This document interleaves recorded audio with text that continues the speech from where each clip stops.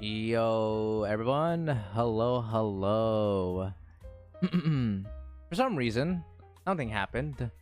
Okay, interesting. Okay, anyways, guys, welcome to yet another live stream. Now, we're currently muted. As you can see, I myself am muted. For some reason, our friend, our other friend, was for some reason not around. Oh, because she logged out. Okay, that makes sense. So as you can tell, we are currently muted here, just waiting for an introduction to happen. I myself, you know what? Since I am just just dead, I'm just gonna go ahead and grab my avatar real quick. I have it here. There we go. Oop, the background's a bit off though. So hang on. Let me just get the background down just a bit for now. Just for now, just for today. There we go. So I'm gonna be here for now until the host, aka Rinko Makino, starts. So, but yeah, welcome guys to another live stream. And today is gonna be a bit of a sudden and special one. I got invited basically by Maki himself into a tea time with the fellas, or as I like to call it, tea time party. And essentially, it's basically a podcast.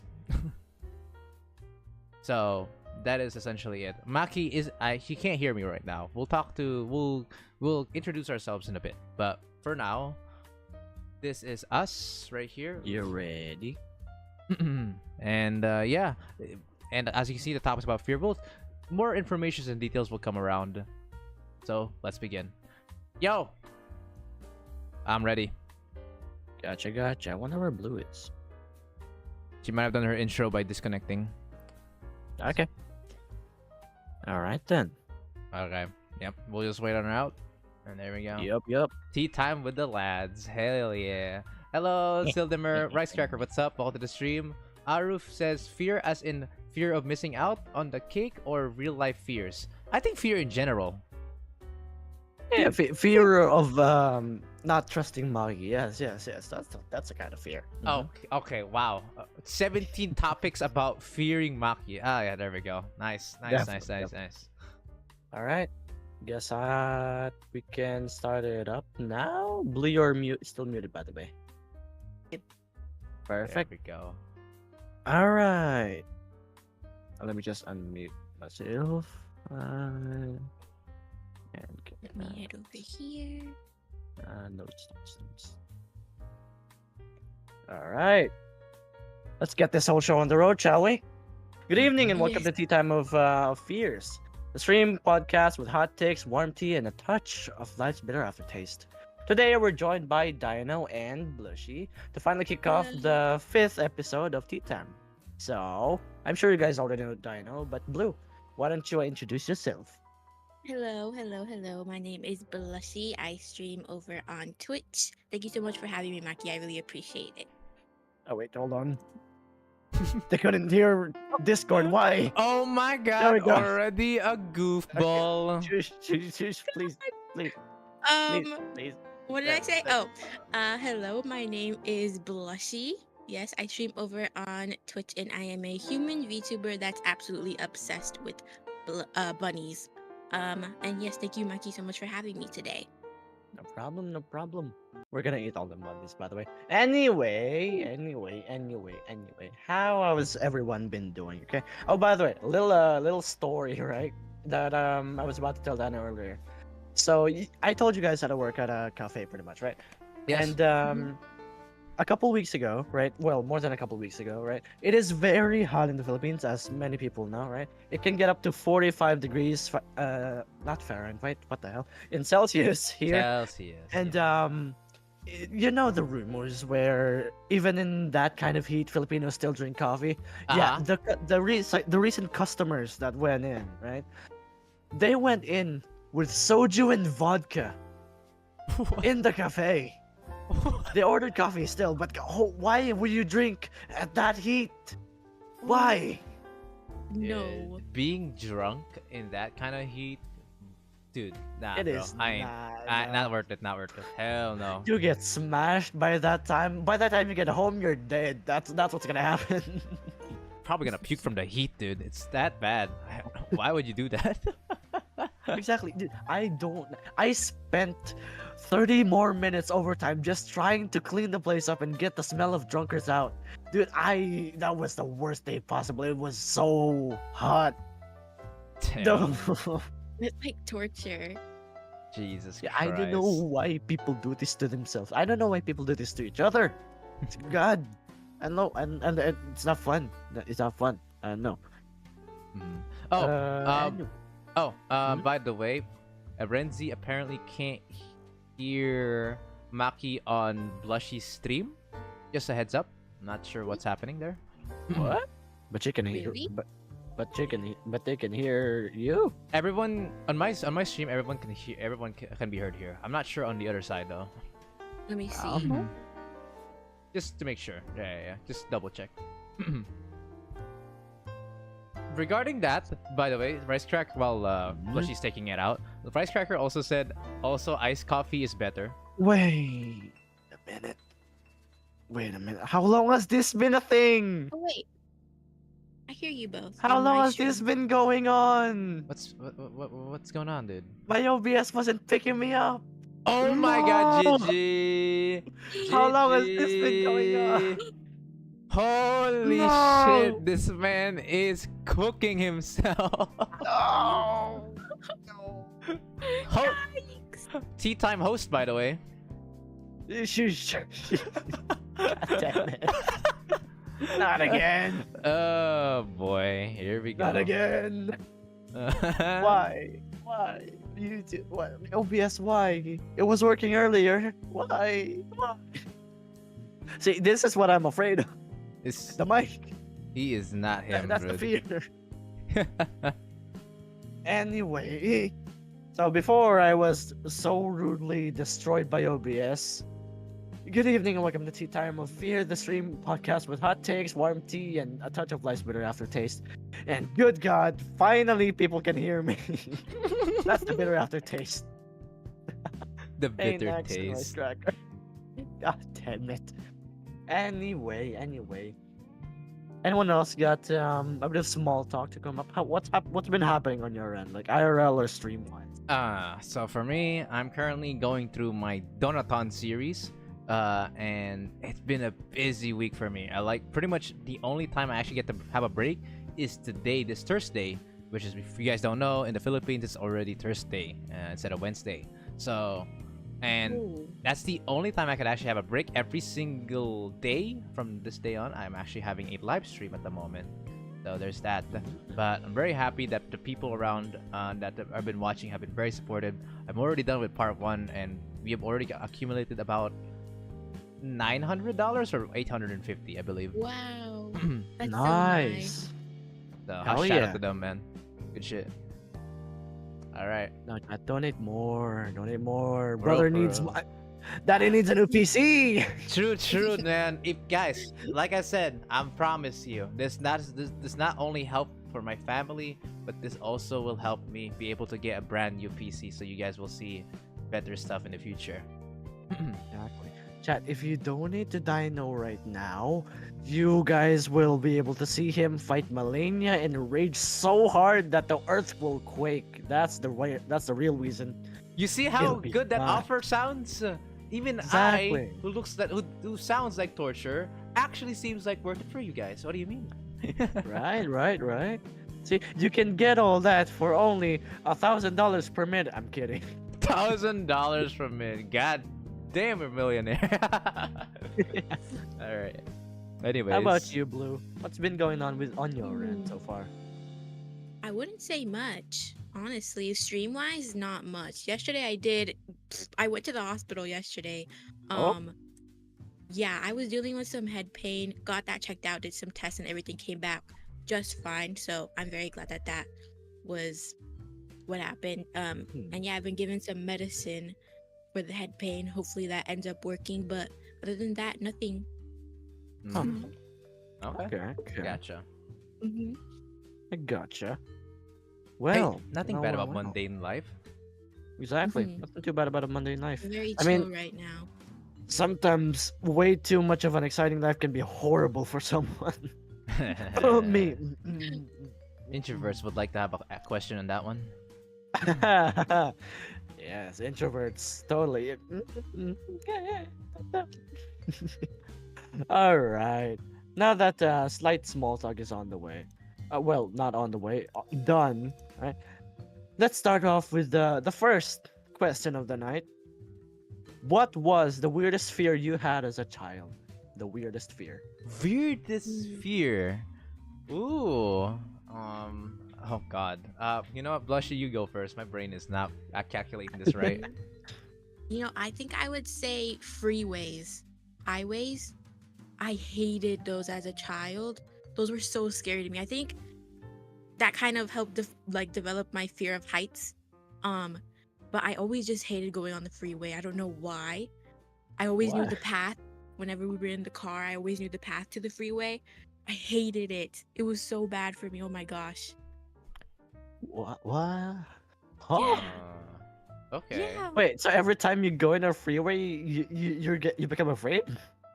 No, not anymore. This is it. It used to be a fear for me, especially when I was a kid. I'm not scared of freeways anymore, but yeah, when I was a kid, definitely. Okay, okay. Any idea why? Like apart No, from, no you know, clue. what? Maybe it was the heights aspect of it, I guess. But other than that, I have no clue. Huh. I would have thought that you just saw the pavement and you were like, oh god, oh no, the pavement, cement, no, Imagine. roads. Mhm. All right, Dino. Okay, so mine probably isn't so weird because I'm gonna be real with you guys. When I was a kid, the things that I went through is a bit. Okay, this is gonna go ham here. All right, so of Mhm. all the things I'm actually afraid of, this one's pretty obvious. It's when the house is dark. Everything when the lights are out, it's very scary for me. It was even scarier than the critters that I usually get encountered with. Why I say critters? Basically, when I was a kid back in my childhood, we were in an old home, like my grandma's home, and so it was made out of like it was like old wood, crappy stuff. Things are broken, and there's actual in like the dirt part underground of the house is filled with critters that are living. So we could get centipedes, cockroaches, rats, anything of the bunch. Those I could get surprised, sure, but not too afraid when I was a kid. But surprisingly, out of all the things that make me afraid the most, it's dark. Huh. You'd think a centipede charging into me would be something that I would get a jump scared by, but Wait, into you? Wait a Yeah, minute. because for context, we had a neighboring centipede, a pretty decently sized one, back in our bat room, who stays around there. He vibes a bit sometimes. I'm not even joking, by the way. He usually crosses around the broke debris in the parts of the bat room nearby the door, I believe, Oh, hell no. and we usually meet him there. It's a bit of a surprise sometimes, but yeah, no biggie, I guess. At least when I was a kid, I wasn't that afraid. Yes, I get spooked, yes, but in comparison to being in the dark, nah. Yeah, more afraid of the fact that that I'm in the dark because I remember most nightmares I get when I was a kid were all Yeah. about the dark. When I Mm. see, let's say when I got into a dream, I wake up in the dream, that is, not in real life. I go around, notice the place is lighted up, and then there is that one corridor that was dark as fuck, and I just see Yeah. two eyes at the very end. Yes. The old Filipino scary tales. There's just gonna be two eyes staring at you in the darkness. Yes, yes, yes. The moment The the culture of moment I step in, I get consumed by the darkness and I wake up. God damn. It's so Well- scary.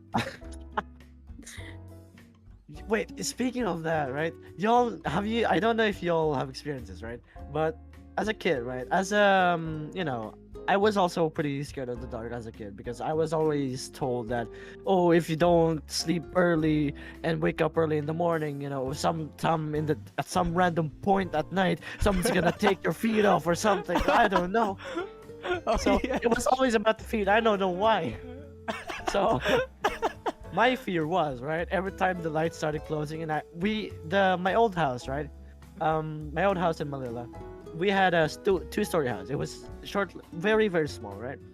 So every time we were, sleeping upstairs and everything else was downstairs.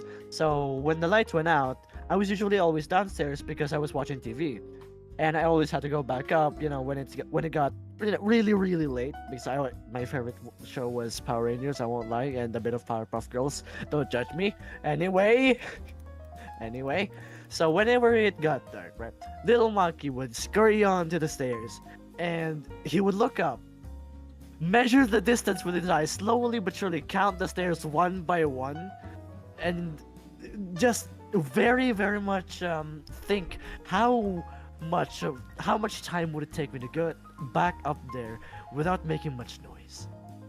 So a little kid, you all know how a little kid's mind usually goes, right? They usually think that they're very sneaky, and any sound that doesn't go out of their ears just immediately disappears, right? No one else can hear it but them. So little Maki was just every time he would literally crouch down in a runner's head start, right?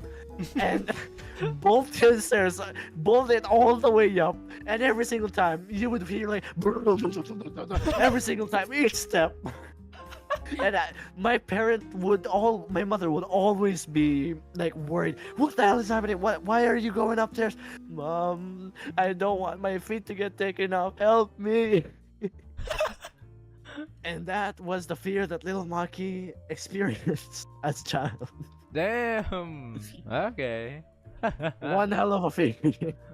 So I don't know if you guys experienced that, but the main point of that story, right, is every time you go up the stairs, right, there's just that tingling feeling that someone's gonna reach out from below you and just grab your feet, right? So just you Actually- bolt your way up. Now that I think about it, I could see that. Yeah, actually, I understand your point. Yeah.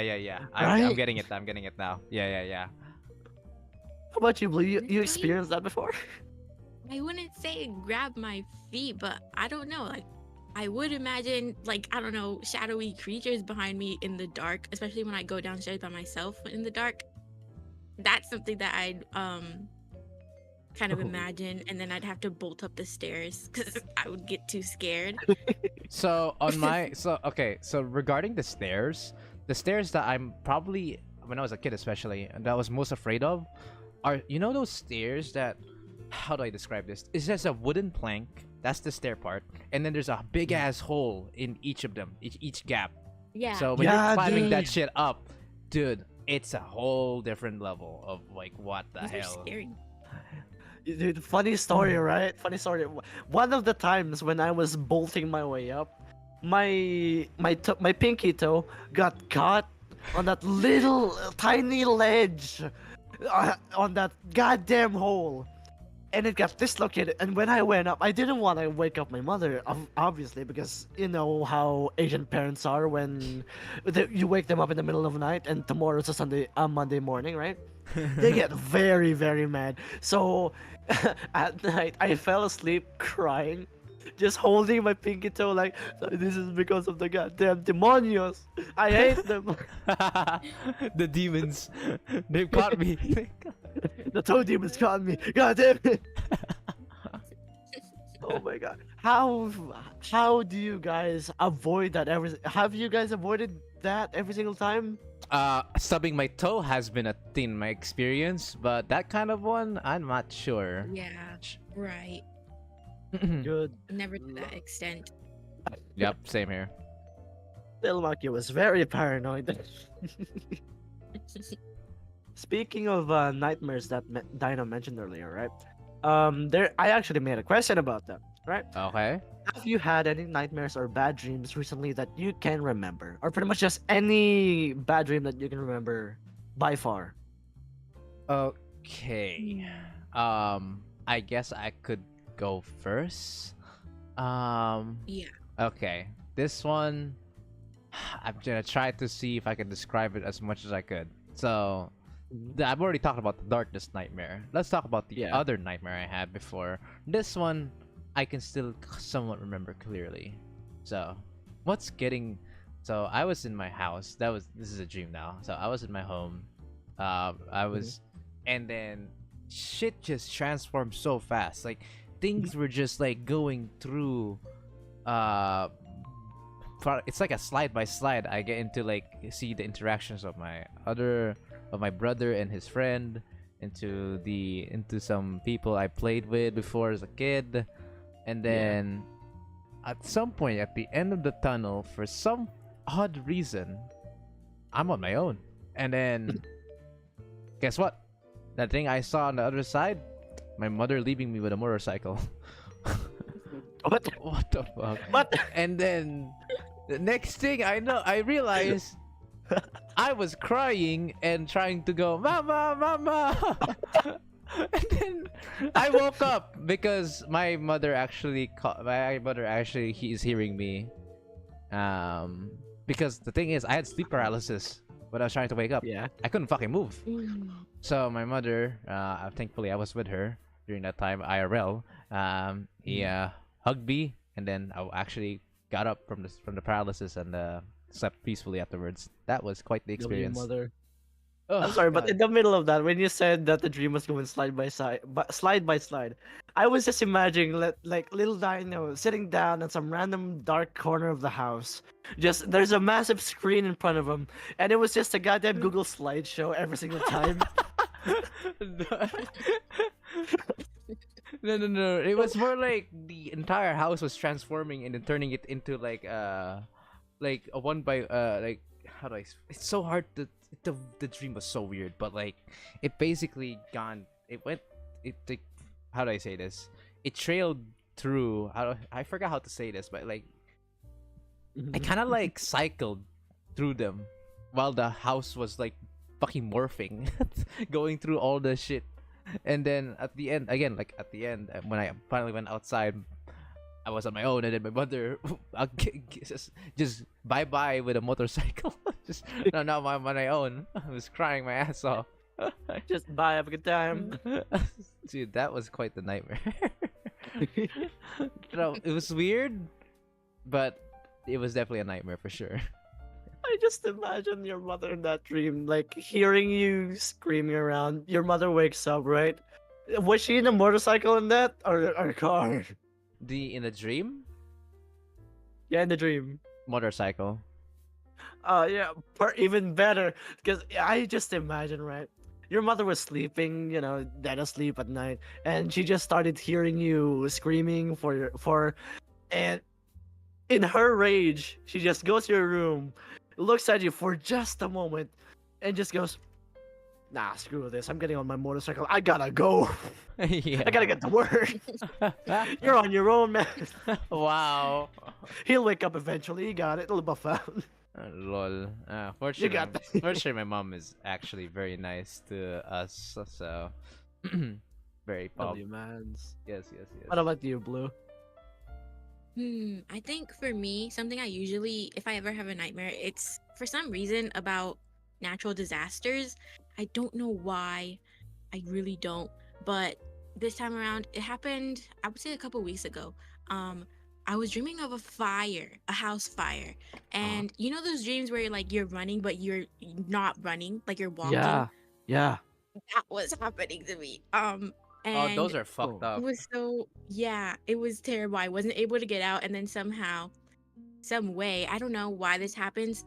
My dream, I transferred to Fortnite. I always dream about Fortnite. I don't know why. So I was in there playing with the people that I usually play, trying to get away from some people. But yeah, it's weird. I don't know why I do that. I'm always thinking about Fortnite. Maybe it's a coping mechanism. There's like a house fire, right? Let me fully digest this. There's a house fire, right? There's a house fire. I'm assuming in that house fire, people are screaming around, trying to call the firefighters, Right. And at some point, just someone snaps their fingers like Thanos snap, and you just end up in Fortnite. What the hell is going on? But the thing is, I was locked in though. As soon as we transferred there, I was locked in. Oh hell no! Bro is ready. What's up? So there was a house fire. You went into Fortnite, immediately locked in. Did you at least get Victory Royale? No, I woke up and we died. Ah. I woke up. Oh, God dang. Yeah. damn, that was that's not a good ending, huh? That's not good. Oh, Oh my god. On my end though, I don't really have any like major nightmares anymore. Like when you as a person who barely gets to sleep like 5 hours anymore, right? Because I don't know about your schedule. Is mine goes where I usually wake up at around 7 a.m. Practice vocals from 7 to 8 a.m.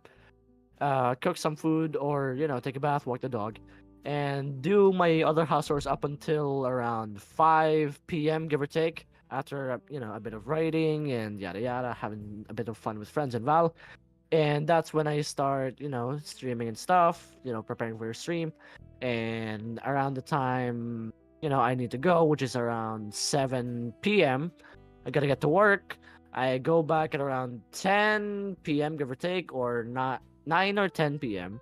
And that is when I start streaming, go to sleep at around 3, and it all repeats again and again. So as a person who has that kind of schedule, I don't really have a lot of dreams. I don't know why. The only major dream that I actually remember, right, is at one point I was at the cafe, and I don't know if this was based on a real thing that I've experienced before in the cafe, because I've worked in 2 different cafes. One of them was okay. I won't lie, it was decent. The other was the one I'm currently working at now. It's great. It's very cold, very clean, and I love the scented smell. Nice. And I don't know why, but in that dream, in that nightmare, I woke up at the end of it, obviously. But how it started was I went to work. I started the closing shift, and I served a bunch of customers. There was a long line coming in, and whatchamacallit, I had to serve someone a cappuccino, a very simple one, a cappuccino with some milk. So I Uh-huh. went to, the little bar thing. And y'all know how cafes have those like steamer things, right? mhm. The way that the steamer works is I'm a bit tall. Okay, I'm a bit tall for the counter. So the steamer is around neck height for me. So with the steamer being that low, I was steaming the beans and stuff, and the steamer like hose thing. I don't know if all steamers have that, but the one that we use is a very strong steamer, and it has like a little like whatchamacallit, stainless steel hose, bendable one obviously, that you can use to steam all around, yada yada.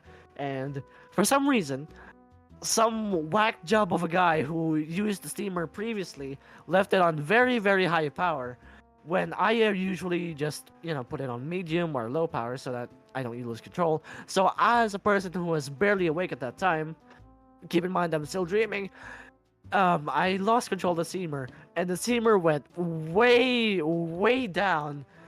And around that time, only after I woke up did I realize that, holy shit, the steamer cooked my balls. The steamer cooked my balls, man. What the- your, That's how I woke up. your testicles cooked your. I'm cooked, man. There ain't no other generations of What? Makino family. Damn, bro. The bloodline ends with me. I Yo. don't know why that was a dream, but I remember it so vividly. Holy. 'Cause it only happened like a couple days ago. Turn.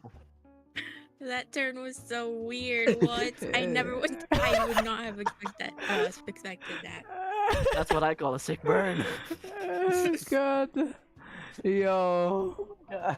Yo, that just Have you guys sounds- ever had those types of dreams? Like, it was so weird that you had to enact it in real life at some point. I don't. I don't wouldn't remember say anymore. I have. I don't think so. I'm No not one, gonna lie. no one's got any like dreams like that. Only me. No.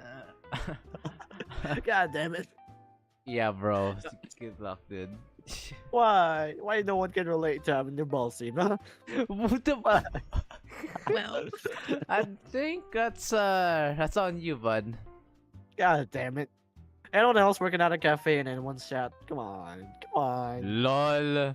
Surely someone's gotten like some part of them steamed before because they lost control of the steamer. Come on. Yeah. No way. Well, This while is we're cool. at that, right after the whatchamacallit, the Mhm. first question is what fear did you have as a child that you still have now? A fear that I have as a child and still have now. Oh, I know. Easily. Oh, fucking easy Oh, answer. Easy fucking answer. oh, let's hear it. Cockroach. Ooh, that's a good one. It's as Really? easy as it can get. Literally ever since childhood, it's something that because so back in like okay, I'll just give the story a heads up. Back in my childhood days, like I said, we were living a whole ass home and it was not good. It was filled with critters, with the most common one either rats or cockroaches. And Oh. unfortunately, the latter is more often that happens. So Ah. at during like I'd say 8 p.m. or 9 p.m., go outside. The problem is outside is like a front yard of us. Like basically, our home has a door here, right? And then out just before our outside bit, there's like a front yard to where there's a gate that you have to go through to go outside of the street. So in the between those areas, there's a sewer that's connected over there, and it's Mhm. open, which Oh no. is a home of hundreds or dozens of cockroaches. Oh no. So every night Ew. you're gonna get invaded. We're gonna get invaded if you go outside, brave enough as you are. There's gonna be multiple cockroaches with a good chance one of them can fly. Oh Yeah, so no. So sometimes I go outside. First things first, I get face flatted by a fucking cockroach. So that was not a good start. Ew. Okay, Oh no. and it's ever since the cockroaches existed in our lifetime. Ever since I was a fucking baby, for God's sakes. Mhm. Yeah, cockroaches has been my arch nemesis for a while now, even today. I still get jump scared by flying cockroaches, or I still get afraid by like a random ass black thing coming closer and closer. Mr. Valid, honestly. Very valid. Yeah. Oh, since we're on the topic of cockroaches, let me tell you guys a messed up story, okay? About on my Uh-huh. mother's end. When Mhm. I this was a time when I haven't been born yet. I was still I wasn't even I don't even think I was a sperm at the time. So Oh. so it was, Okay. so I was long gone. It was during the younger days of my mom, but she was already living in the old house. During Mhm. a time when there was like no lights. Usually we would have lights outside, like in the like I said, in between the door and the gate. There's like a place there, yeah, right. And Yeah. it was super dark, and my mother was drinking a glass of Coke.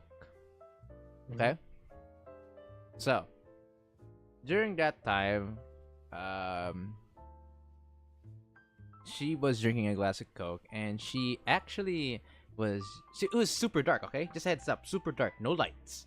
So she was just there vibing, drinking a Coke in a glass.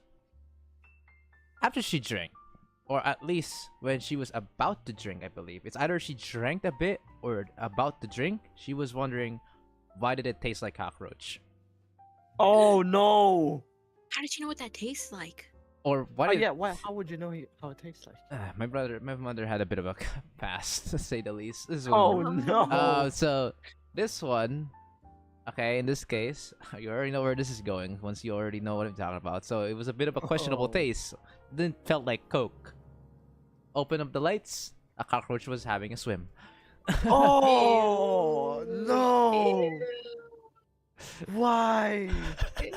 Needless to say, she nearly puked. Oh no. Ew. Ew. The only thing, the worst thing I had was like a fly flying into my Mountain Dew. That is worse. Oh hell no. Ew. How did it even get in there? It's a flying cockroach. Fair enough, but then again, as some Filipinos say, you can't be healthy without a bit of germs. Oh man, Yeah, it was it was fun, I guess you could say for her. That's fun, dude. It's time to burn down the whole village. That is sacrilege. No one messes up a woman's coke. No. It was quite the coke for sure. It adds a bit of flavor, doesn't it? A little kick. Mm-hmm. It does add a Uh, bit of a kick. It does. Oh no. What about you, Blue? Any Hmm. fears you had as a child that you still have now? Yeah, I think my first answer is always going to be clowns, and not like the scary clowns. I mean, like the happy clowns. I hate them. You don't like Something clowns about being them happy? being, yeah, no. I can actually tolerate scary clowns more than I can the happy ones What the because it's hell? like they're too jolly. It's too scary. I hate them. What? You hate Um, smiling faces? yeah, 100%. I'm just kidding. No, Why? but I remember in school, I think that this is one of the reasons why I really hate clowns. But I've always hated clowns, honestly. But I specifically remember in school, it was like back in like 2016, I'd say. Oh, whoa. Voice crack. Continue. It's Anyway, okay. It's I would okay. say in 2016, you know the killer clown, uh, what was it? Like the killer clown trend where Yeah. you'd see like clowns on the street and they'd like run towards you and all that. That was something that happened. And that scarred me. Like I would be asked if I could be Oof. taken out of school because I could not. And we would see like threats too, saying like there would be clowns coming to specific schools. And I remember seeing that my school was one that was, listed. Nope, I wanted to get out of there immediately. I could not handle it. I hate Oof. clowns so much. It was so scary. Why would a No, school no. allow that? I don't know. I really don't. No, I think it was more like it was an account that was made by somebody else. Maybe it was a student in the school pranking. I don't know. But they had listed What a our prank. school. I What the know. hell? Messed You'd up. send them to jail. Send them to juvenile jail. Right. Ain't nobody's supposed to be doing that in a school. It is a learning master. Well, it's not a masterpiece considering you know how educational systems are. But Right. send them to jail. Whoever that kid was, send them to jail. Exactly. Throw the book at him. Yeah, no, I really hope that no one comes in running, like at me in the middle of the night because I am. I don't know if people know this much about me, right? But I'm pretty sure I made it obvious in in my community at some point that I am very much military trained, right? So my instincts always kick in. If there is danger, I will beat it, and I will bring it to the police station, and I do not care who it is. You are a danger to me. I just hope no one does that to me at some point because it won't be a fun experience for any of us. Not very good. Huh. But a fear on like a child's fear on my end would probably, I won't lie, it's the stairs thing again. Oh. It's the stairs thing again. Man has come back to Honestly, hell. that makes sense. It's always the The stairs thing. drama. Like everything else I can handle, right? Because I can actually fight for myself. But when it comes to stairs, like Po from Kung Fu Panda, that is It's- my natural Feels, enemy. feels different, doesn't it? Hmm? It is very different. My feet are my most vulnerable parts, okay? I use them for running.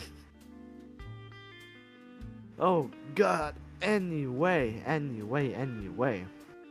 Speaking of dreams earlier though, what is the weirdest dream you can remember from any point in your life? Fuck. Weirdest dream. Weirdest dream? Okay. Mhm. Oh man, the last story I told was cutting it close. I'm not gonna lie.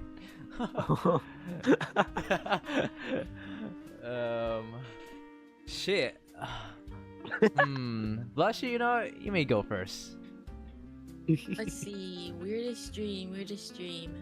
I would say, honestly, those Fortnite dreams are really weird. That's like a continuation. I don't know. I'm always ending my dreams or starting off my dreams in Fortnite. But like There's not a even part like two? playing it.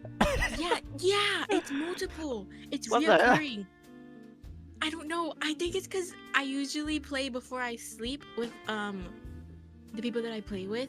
So I guess Oh. maybe that's the last thing on my mind before I sleep. Um, but I'm just, and it's not even like I'm playing Fortnite. No, it's like I'm in it. I'm in You're Fortnite, and in it's Oh. weird. Fortnite. Yeah, it's like a third person type of experience. At the same time, it's not like sometimes I'll see not myself. I don't know how. Like, have you ever had dreams where you can see yourself, but it's not yourself? Yeah. Does that make sense? That's Yeah. basically how it is. It switches for me. Sometimes Oh. it's third person, sometimes it's not, but it's weird. That is I would say. so interesting. Like, why specifically Fortnite though? Don't know. I guess I'm always thinking about it. I don't know. Maybe. I think you've been playing love way too much Fortnite, lady. Oh god. Wait, someone in chat said, I remember when I was a kid, I got a needle in my teeth and I screamed like William Afton getting a spring trap. All the kids were gone because of what the hell? Oh my god. This is from FNAF, probably. Yeah. How'd you get a needle in your teeth though? What, were you picking your teeth with a needle? Why would you pick your teeth with a needle? Toothpicks are a thing, my guy. Goddamn. But for me though, the weirdest dream that I can remember, was I guess the weirdest dream I can remember was the one I had like last week. I still remember it vividly somehow. Usually when I dream, I'm like normal, normal height. I usually, do something mundane. Usually when I dream, right, it's mainly like about something mundane that somehow comes through in the future. I don't know how. But this time, this one dream, right? I was very panicked in this dream. Main reason being, right? I wake up in said dream. I go to the bathroom. I take a bath. I look to the mirror, right? And I notice one simple thing. Oh. I'm shorter than I usually am. And that's when I Oh. panic. I lost my height. I lost my height. No offense to the short people out there, but God, I lost my height. I am above average. I don't want to be losing my height. Oh wow. The only thing I got. Oh my god. Like, why are my dreams gotta take my height, man? Come on. It's the only thing I got left. I'm already stressed enough with, deadlines and other stuff. But God, still. Dreams. Why? Why? But still, though, the Fortnite dream is very much weirder in all of that. The Fortnite ones, yeah, no, I have to agree on the Fortnite ones. That takes the cake. Oh, I don't know how you keep cooking with the Fortnite ones.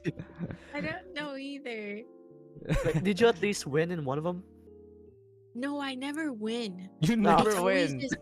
no, I always it's either you die or my dream ends, or like I wake up before I can even. Oh, Win. god damn it. What about this one though? What about this one? Do you know anyone with a strange fear? Like, or do you have one yourself? Like anyone with a strange fear? Anyone with a strange fear? I don't think I ask enough people for that one, Chief. What about yourself? Like, do you have like what is your strangest fear? Strangest fear? Mm-hmm. I thought it would be a dream. Strangest fear. Wait, wasn't this already a topic beforehand? No, that was the strangest dream. Ah, strangest dream. A This one fear. is the strangest fear. Strangest fear? I think I know one. I'm trying to think. It could be a strange fear that I have. What about you, Blue? Anything yet? I think I'm gonna say dust. I have a fear Dust? of dust. Yeah, like especially like the clumps of dust. It's more What, like like it disgusts me more than anything. Oh. But yeah, Wait, sorry. Is that a seems like- phobia? yeah, maybe. Wait, hold on. Let me search this up. Is there a dustophobia or something? Bro, someone just Hey. said during your story, Maki, someone said 4'3" moment. Oh hell no! Become Oh wait, no. 4'3". In that dream, I was less than 4 foot. I was like 3 foot or something. I don't know, man. My I man could was barely dwarf. even reach the sink. I was a dwarf. Holy. Yeah. Fear of dust. Amathophobia. Fear of dust. Okay. What? Damn, This is a thing. damn. Wait, I thought you said. Wait, what's it called? The Amathophobia. more you know, I guess. Amathophobia. I used to purposely say that I was allergic to dust just so I could like get out of having to be near it. I hated it so much. Oh wait, I think this phobia is perfect for you. Hold on. Definition: fear of dust. The root word for amathophobia is amathos, Greek for sand. Amathophobes have a low tolerance for dust bunny, a creature whose name defined by Merriam-Webster simply as an aggregate of dust. So dust bunnies. How would you think about that one? There's actually those Ah. things in The Sims 4 dust bunnies, but those are cute. Except for like the dust that they like sprinkle around themselves. That's what's nasty. Isn't that just a chinchilla? No, What? it's like an actual dust bunny, like a bunny made of dust and lint. What? Yeah, That's a thing. yeah. Hold on, we gotta look this up. I want to look this up. Wait, Sims Dust Bunny. What this look like? Hold on.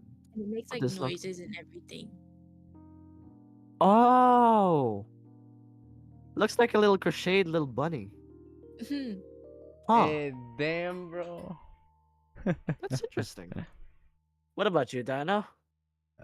Strange fear. Strangest fear. What do I have a strange fear of?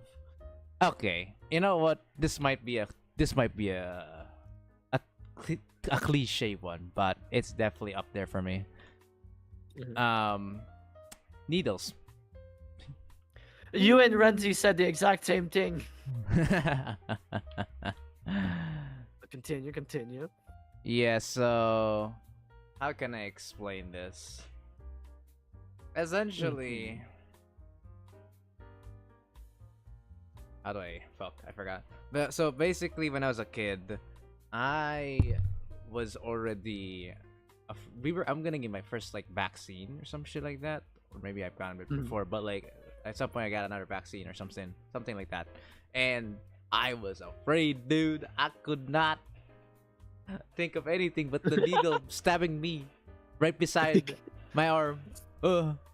It was in it was in my mind. So basically, my mother had to, or I think someone or my mother basically kind of gave me like a calm down, you know. Yeah.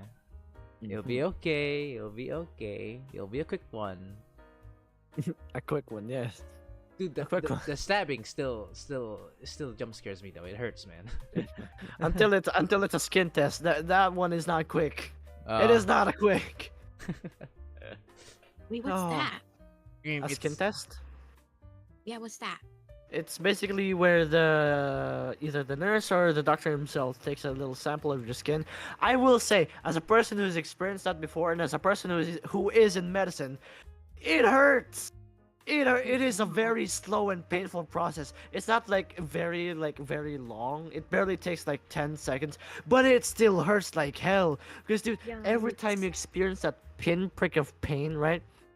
You will want to wait for the goddamn sweet release of that needle coming out of your skin, because it is just that painful. It won't go in. It'll stay in your skin. The needle stays in your skin for a while. They suck it out like the small parts of your what is the innermost layer of the which dermis is that?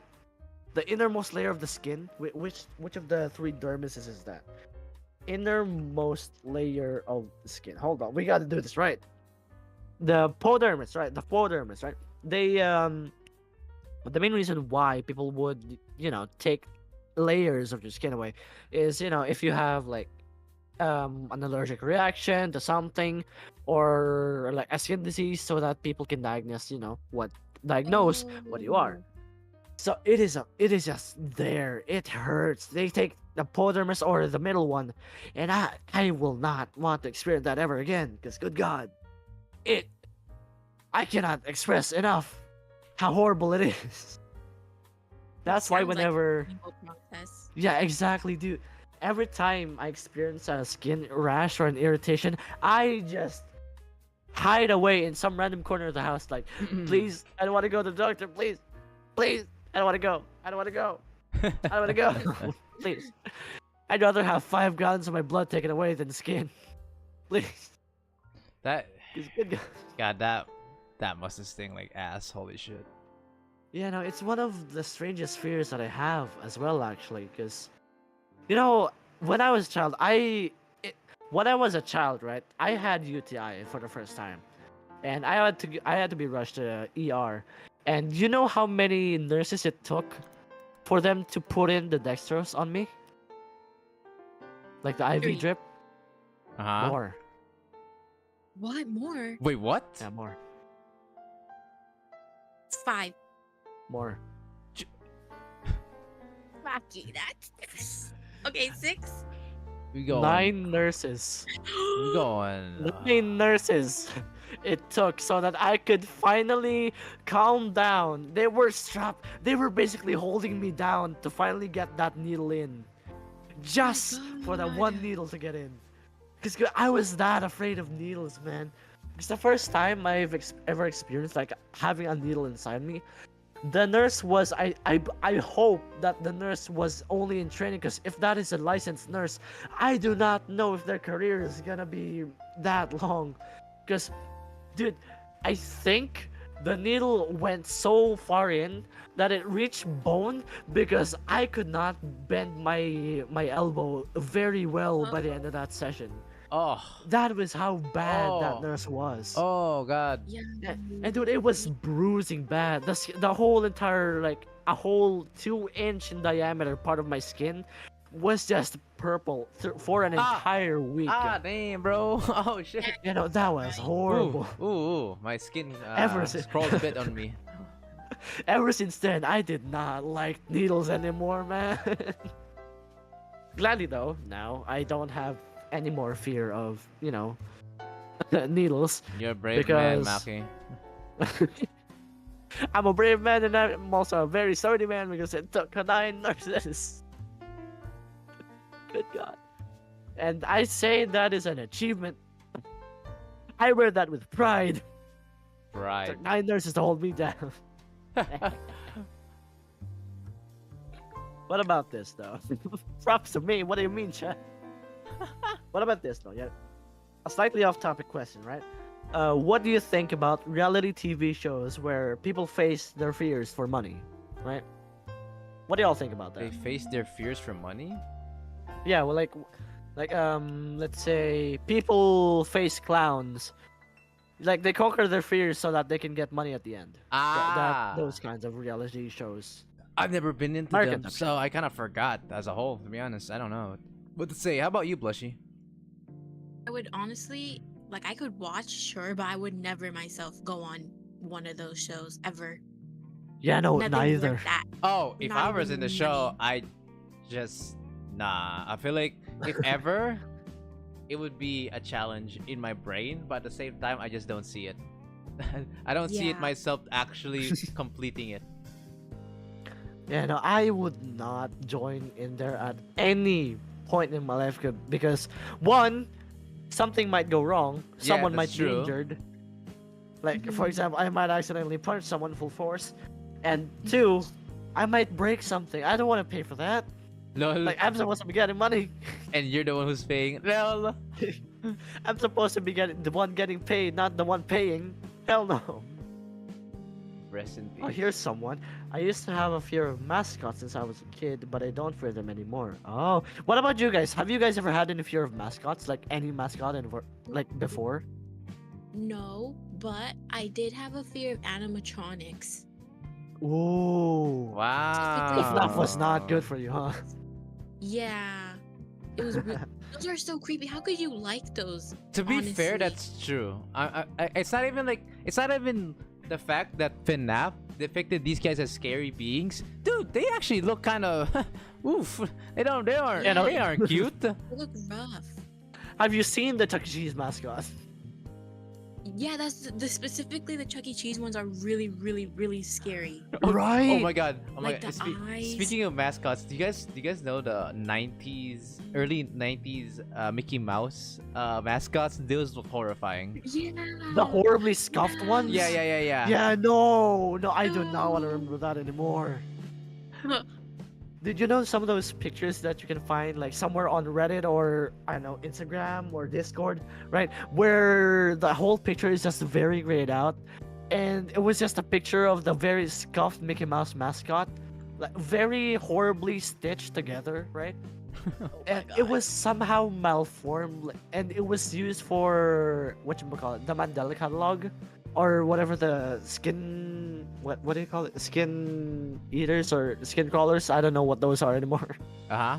Yeah, those things kept me up at night, dude. Oh, skinwalkers. Are you talking about skinwalkers? Yeah, skinwalkers.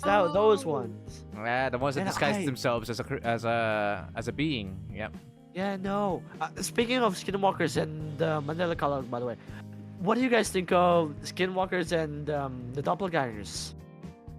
Skinwalkers, Ooh. I'd say. I mean, it's kind of like similar. You know what's funny? You could argue that Skinwalkers is already pretty known in like Among Us, for example, because they're shapeshifting. True. there. True, As true. it is a way of representing cute. It's a cute way of representing the Skinwalkers. It's Among Us for sure because in Among Us you're just these guys that look like Yeah, I don't know how to say it.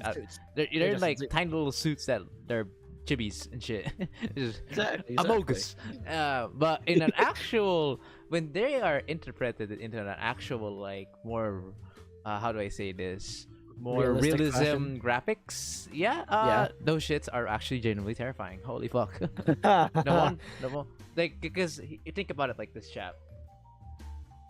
Think about it like this, guys. Imagine you're in a scenario where, let's say, a girl here, you're having a talk with her, beautiful, right?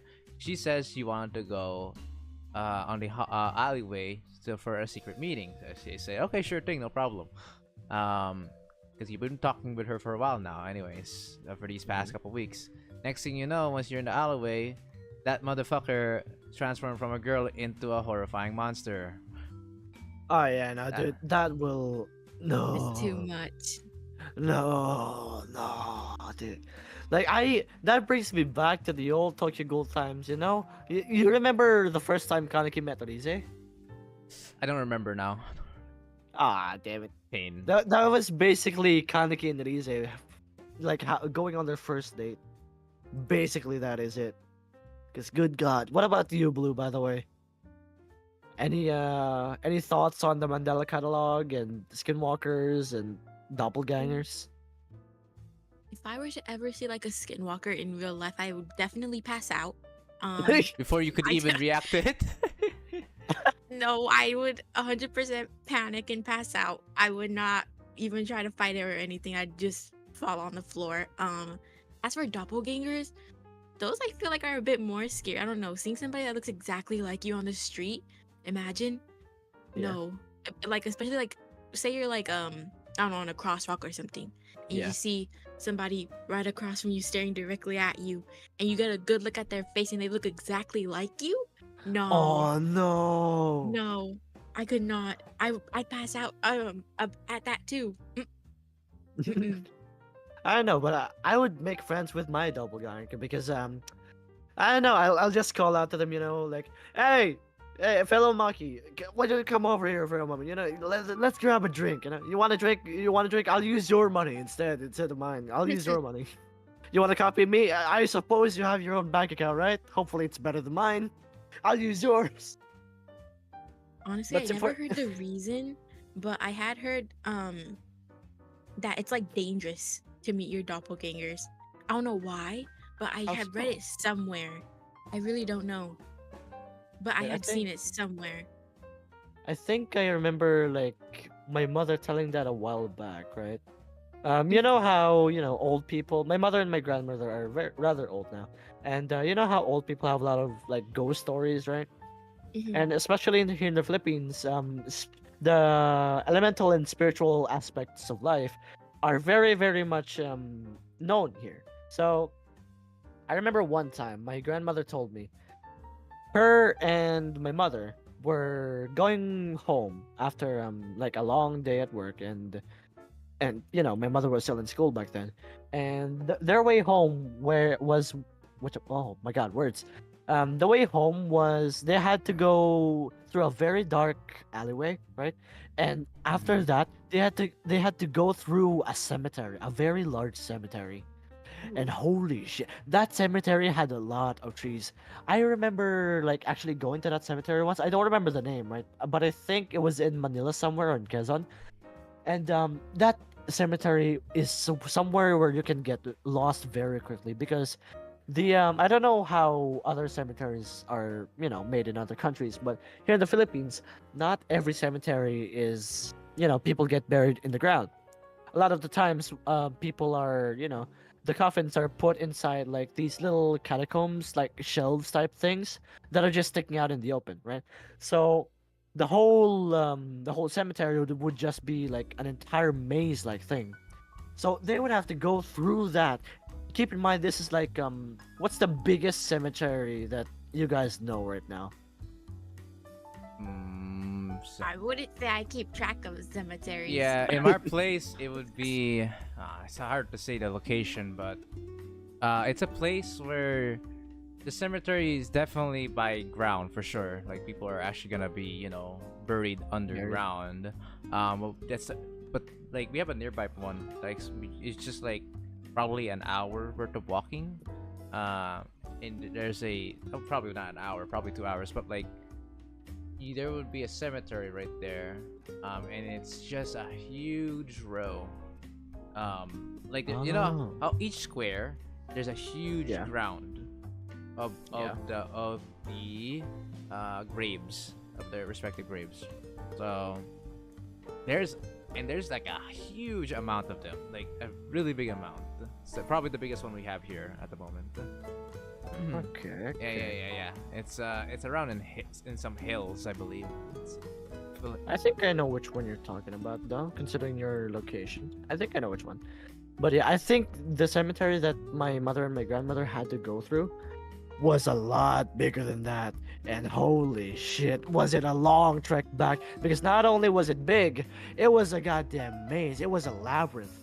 So around the time, it was of course nighttime because, children have school at the daytime, and my grandmother had worked in the what you call it, Tandang Sora, if you know where that is. It's basically like a marketplace, public marketplace, and so they are out in the day, and they go home at night, and they pretty much always go there, and almost every single time, right? There's always that one or two figure just standing out at the very end of either the alleyway, what the hell, the alleyway, or at some random corner of the cemetery. Always, always, and we don't know why. It's always a pitch black figure that, after some time, right, it'll just disappear, and they'll just feel like a cold breeze brushing by, and that was always the time when they started running. And good God, Mostly I when they would get too. home, right? I remember a lot of the time when stories, right? After after they get home, they do their normal stuff. They eat, they go to bed. But I remember my mother telling me a story once where, like, she was she was sleeping normally, right? And she woke up to a certain sound going on downstairs because the old house that they were in was also a two-story house, and it was rather open upstairs. Like there was not even a room, so there's not even a door leading up there. So anything that goes on downstairs, you will hear it. You will very much hear it. Anything getting knocked over, you will hear it.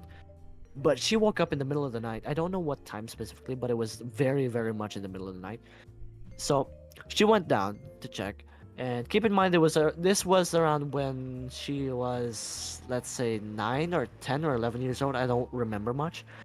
And she just sees, like, when she goes down at by the door, right? So think of it. I'm gonna paint you guys a picture, right? What you call it? So imagine like a normal two-story house, a door at the very right side, a window at the left side of the door, and when you go in, there's just a straight like little thing. It's very open. After you go straight to the right is the kitchen, to the left is the dining room, and just go further straight, and you'll see the what you call it, the stairs going up. So that's basically it. It's like a long-ish hall.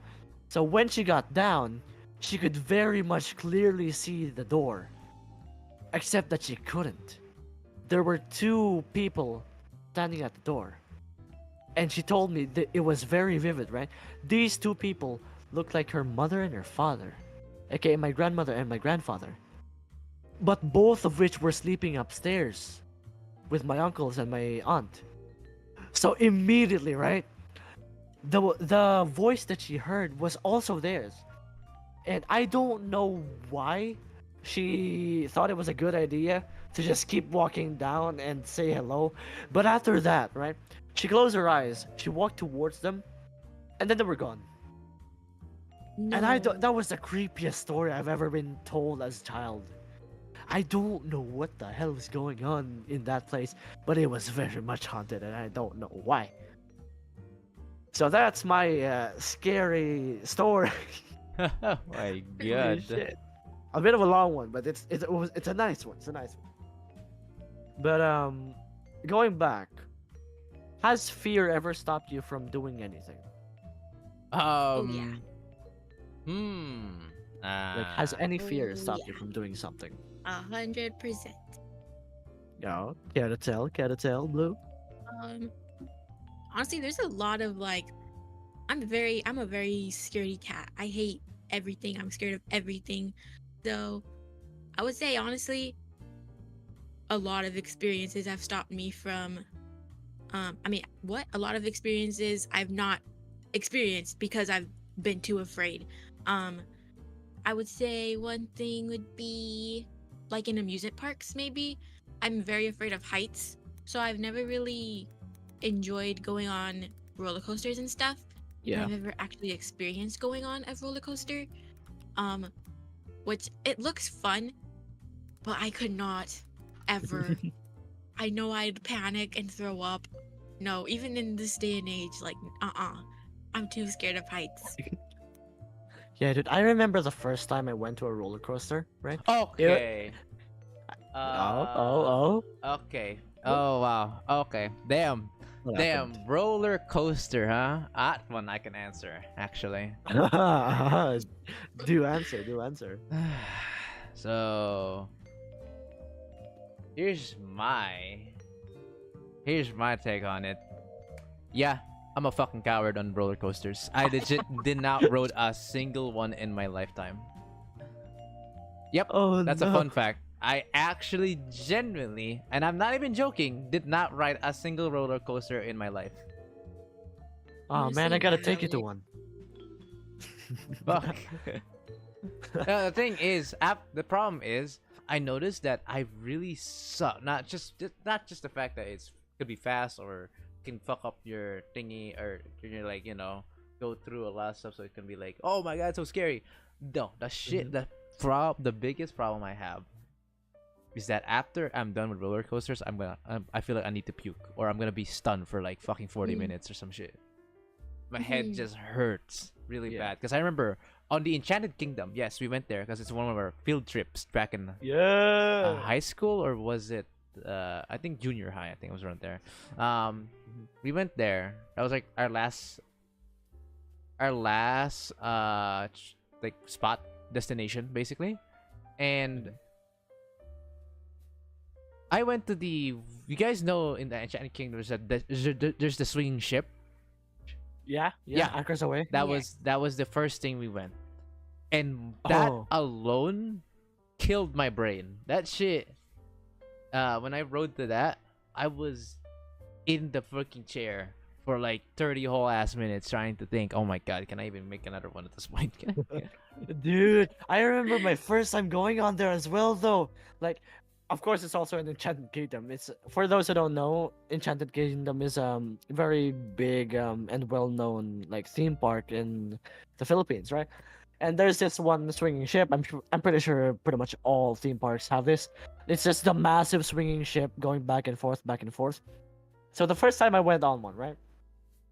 I was told that the best experience would be at the very edge, the very edge at the very end of the top one.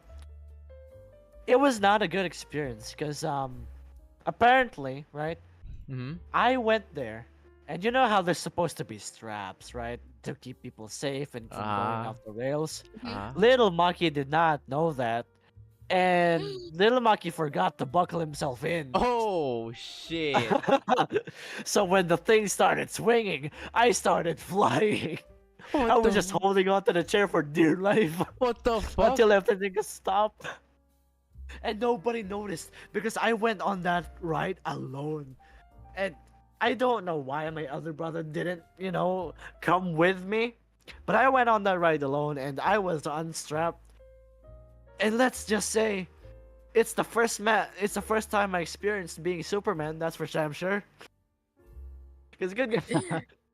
What the hell? It was Okay, so hold on. I just read my chat real quick, and someone said, Detective Conan Chapter 1 beheading in roller coaster. That is a thing in that chapter. Holy fuck! Wait a minute. Yeah, continue though. Continue. Me? Yeah. Nah. So there wasn't much I could say other than the fact that, realistically speaking, yeah, no, I generally could not get myself to think I should ride a roller coaster. Never. My mother kept saying like, "Yo, you should go. We should go." I kept saying, "No, no, please, no. Have mercy." I literally couldn't do it. My gut, I legit couldn't do it. I get a lot of it would be a lot. It would be so fun for a lot of people, but I feel like from my ever since I experienced just the anchor alone, I legit said like, "Fuck no, I can't do this shit. There's no way." I do remember how I got into my first roller coaster. I've only been on a roller coaster twice in my entire life. Twice. My entire 3,000-year life. Twice. So the first time was also in Enchanted Kingdom. I believe, was it Enchanted? I don't remember. It was either that or some other place that I don't really remember. But oh, Jelly, thank you for the sub. Anyway, the main reason why I even got on there, right? I was basically the same as you two. I hated roller coasters because I heard the screaming. I don't like screaming. Screaming means that something bad is happening, and I don't like screaming. So Mm. the main reason why I actually got on that is because my uncle started pushing me, right? While I was eating like some hot dogs and a burger because I was a very, very hungry kid. I was eating a hot dog and a burger at some random table, right?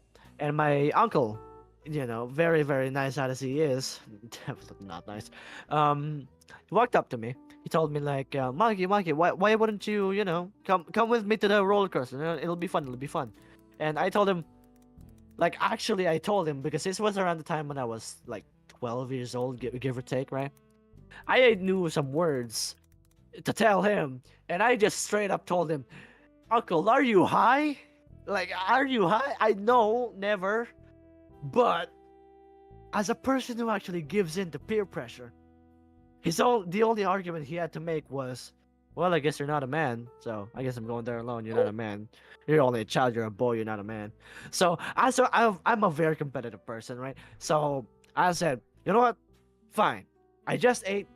You are high, and I'm going to the roller coaster because I am a man. Oh And no. let me just tell you, by the end of that time, right, by the end of that roller coaster ride, right, to the left was supposed to be the exit, right? Huh? When we were about to get off, instead of going left, I was going right. Where the border was and where the retry station is supposed to be. Oh, My left and right was gone. They were mixed up with my ups and downs. What the fuck? And by the end of that time, when I got back on the ground, everything I ate went back up and went somewhere that I don't even remember anymore. My first experience as a roller coaster person. But I somehow tried it again. Wasn't too bad. All in all, fun time. Fun time. Fun time. You should definitely try it. Totally. At some point. But alright, here's another one though. Here's the one that's more related to this. What scary places can you think of right now, and why do you think they're scary? What's a place that could be scary? Yeah, what scary places can you think of right now, and why do you think they'd be scary, or they are? oh, Oh, I know one. Blush, you go Ooh. first. Okay, the ocean. The ocean. Yeah. Isn't like Certainly. 95% of the ocean not discovered? There's a bunch of like crazy creatures in there big creatures, whales. I probably have megalophobia. Um, and it's so scary. Like especially when you go to there's a bunch of beaches here. So I will say there was this one time I was at the beach. I think this was like the last time I went to the beach because it scarred me so much. But I was at the beach and I love water. I love water so much. So the first thing I went to was the ocean. Ah. I was with my sister. Um, but at some point my sister she had left me to go with my mom, I guess. Oh But I was by no. myself in the water and all of a sudden this happened when I was maybe like 10. So I haven't gone to the beach in a long time. But all of a sudden I turned my back to try and go back to, land, and a wave, a big one, came from behind me and just took me in. And I was in Oh there no. for what felt like forever. I could not get up. I was like splashing around. But here's one thing. I got up. Literally, I felt like I was dying. I got up, I was panicking, and I look and I see my cousin staring straight at me. He didn't even try to help me. He was Oh, just looking. damn, He didn't even merciless. I attempt. see. Yeah, that was like, I was so Long live the betrayed. king. Long live the king water version. Right. Goddamn, what a very based answer though. Because I Mhm. remember the first time I actually went to the beach as well. This was a very scarring moment, right?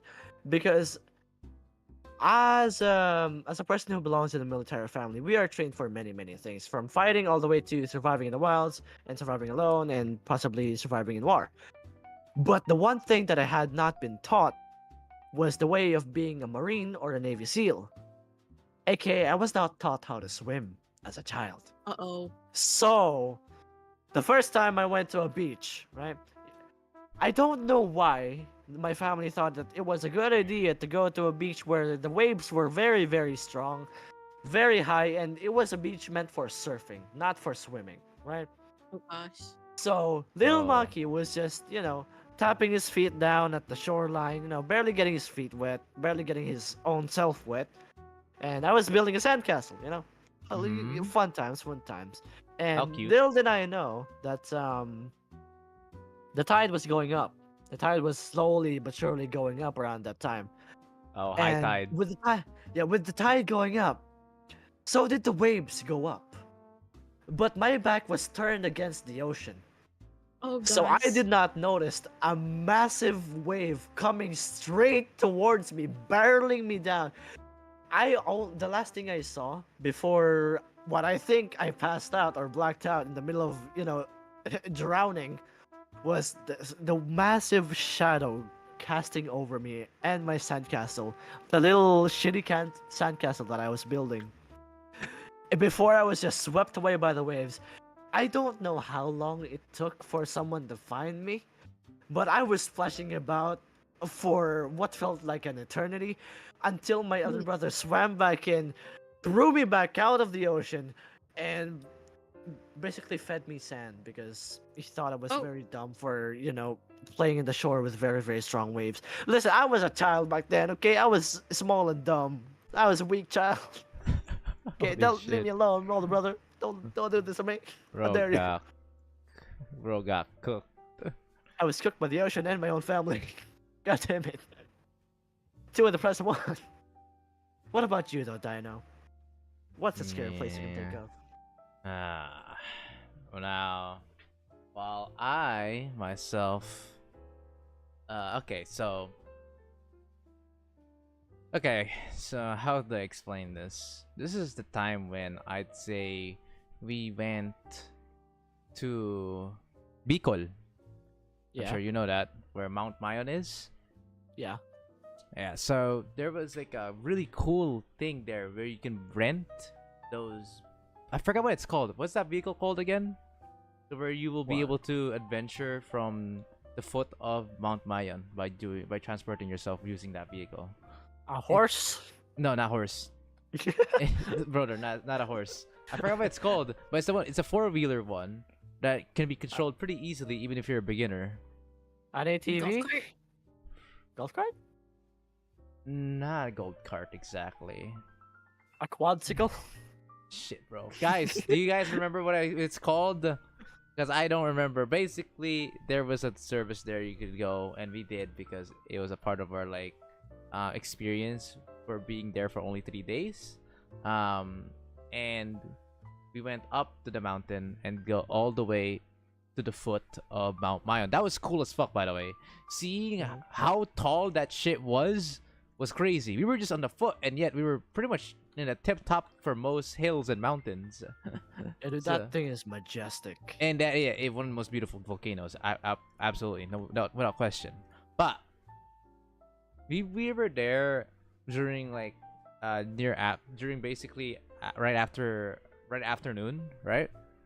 Mhm. So we were there by the time that it was like 4 p.m. or 5 p.m. It was beautiful because the sun was starting to set, and it looked Mhm. absolutely gorgeous. So that was the cool fucking part. The scary part is when I realized that when it's actually about to be night. Now, Oh, what's the no. reason why? Well, we were going home, or by when I say go home, we were backtracking now with the vehicle since we reached the part where we were supposed to be. So we're now coming back to where we were supposed to be, right? We're going back. We're going downhill, and dude, when the sun was disappearing, shit, the dark, bro, it's insane. There's because remember we have light posts here, right, in our city, in urban, or Yeah. anywhere we live in this place. But in there, brother, there's no lights. So the moment it becomes dark, it's pitch fucking black. You're cooked. Yeah. Oh So God. and when we were going down, there were still people actually going up. So by the time they go up, it was gonna be dark. It was gonna be nighttime for them. And my Oh. mother was saying like, "Yo, you know how scary that is to actually transfer yourself from like a mountain to Yeah. mountain while being that dark because you never know if you manage to go to the wrong direction, only to realize it was a fucking cliff." So No. yeah. So there's that. And I realized, wow, okay, yeah. Being in a mountain forest is scary at night. Okay, yeah, that shit's scary. Yeah. That's what I concluded. I mean, true enough, man. At any point, you could go the wrong way, right? And you could be lost for ages until a search party comes in and Pretty much. somehow manages Yeah. to find you. You ever Mhm. wonder why there's always an incident in like places where there's people can live, but like there is so many mountains and forests, and and suddenly there's gonna be a report of a missing person or some shit. Yeah, dude, that is horrifying. I would never want to be in there. That's why I don't really go hiking, right? I was invited once, right, to go camping, and I of course agreed because my friends. It's only a few times that I actually go camping. We were going up the foot of I don't remember which mountain. Yeah, I don't remember which mountain, but we were only going up like barely even midway the mountain. And around that time, I was horrible with whatchamacallit. I was horrible with directions. I was basically Zoro in real life, except without the swords, right? And by the time night came around, right, I had to go. I had to go for a piss. The usual human stuff, right? And I forgot where the camp was. I didn't remember where the camp was because the campfire was already gone, and we had no light set up. I only had a flashlight. My phone flashlight. That's all I had to, somehow navigate myself back. Only after I screamed for like, 10 minutes did one of my friends somehow manage to find me and bring me back to the camp, and that's where I just slept happily and we got back Peace. home. Holy. Still, that was the most terrifying moment of my life because I don't want to get lost. I don't want to be alone in the forest. I don't know what Right. kind of monsters they could be. 'Cause- Speaking of, what do you guys think about like camping in general? Camping, I Like, anywhere. barely camped in life, so I have next to no experiences. So blush. Yeah, I've never camped, but I don't think I would ever do that. Especially not like I could do like maybe a cabin type of camping or like Yeah. a trailer, but I could not do like the tents and making a fire and all that stuff that I've been seeing other people do. Yeah. I just feel like that's not my that's not my cup of tea. Um It just seems like too much. Especially like I be seeing they go to the bathroom in like the trees and stuff, in the bushes and whatnot. Yeah, I cannot do that. It fair seems enough. like too scary for me. You just feel something crawling up your toes, slowly Right. but surely. Those bugs, ew, no. Or something lands on your head like a spider. Exactly. Ah. Ooh. Spider, snake, anything. Wait, Renzi is afraid of ringtones when he was younger. What? Huh. What an interesting thing of Well, being afraid. That's an interesting one. maybe because it's like a random loud noise that plays, I guess. Fair enough, I guess. But anyway, here's a question about, our profession, pretty much. Streaming, basically. Uh-huh. Did you or do you have any fears before or during your time as a streamer? Okay. I think this is the biggest worry I have, and that is to unsatisfy. This one's an obvious one, and that is to, if I were to unsatisfy my viewers or I failed them. Mm. That is the biggest thing in my life, even to this day. Like people watching right now, guys. I know you guys are. I know not everyone's watching right now, but for the people who are watching right now, I'm sure you guys notice that when you're a viewer, you want to see cool shit or funny shit, entertainment. That's the reason why you're here. Mhm. As a viewer. Exactly. And if that content creator fails to do that, you know what you do? You go to the next. Exactly. And that's something I had in my mind every time, that I don't want to disappoint my viewers. That's what's always in my mind. um, so I always try, at the very least, my utter best on, or at least what I could possibly do on each stream. Or when I'm trying to make a video, I usually give like a hey, a heads up. Maybe this is a video I'll be making. Maybe a suggestion or two.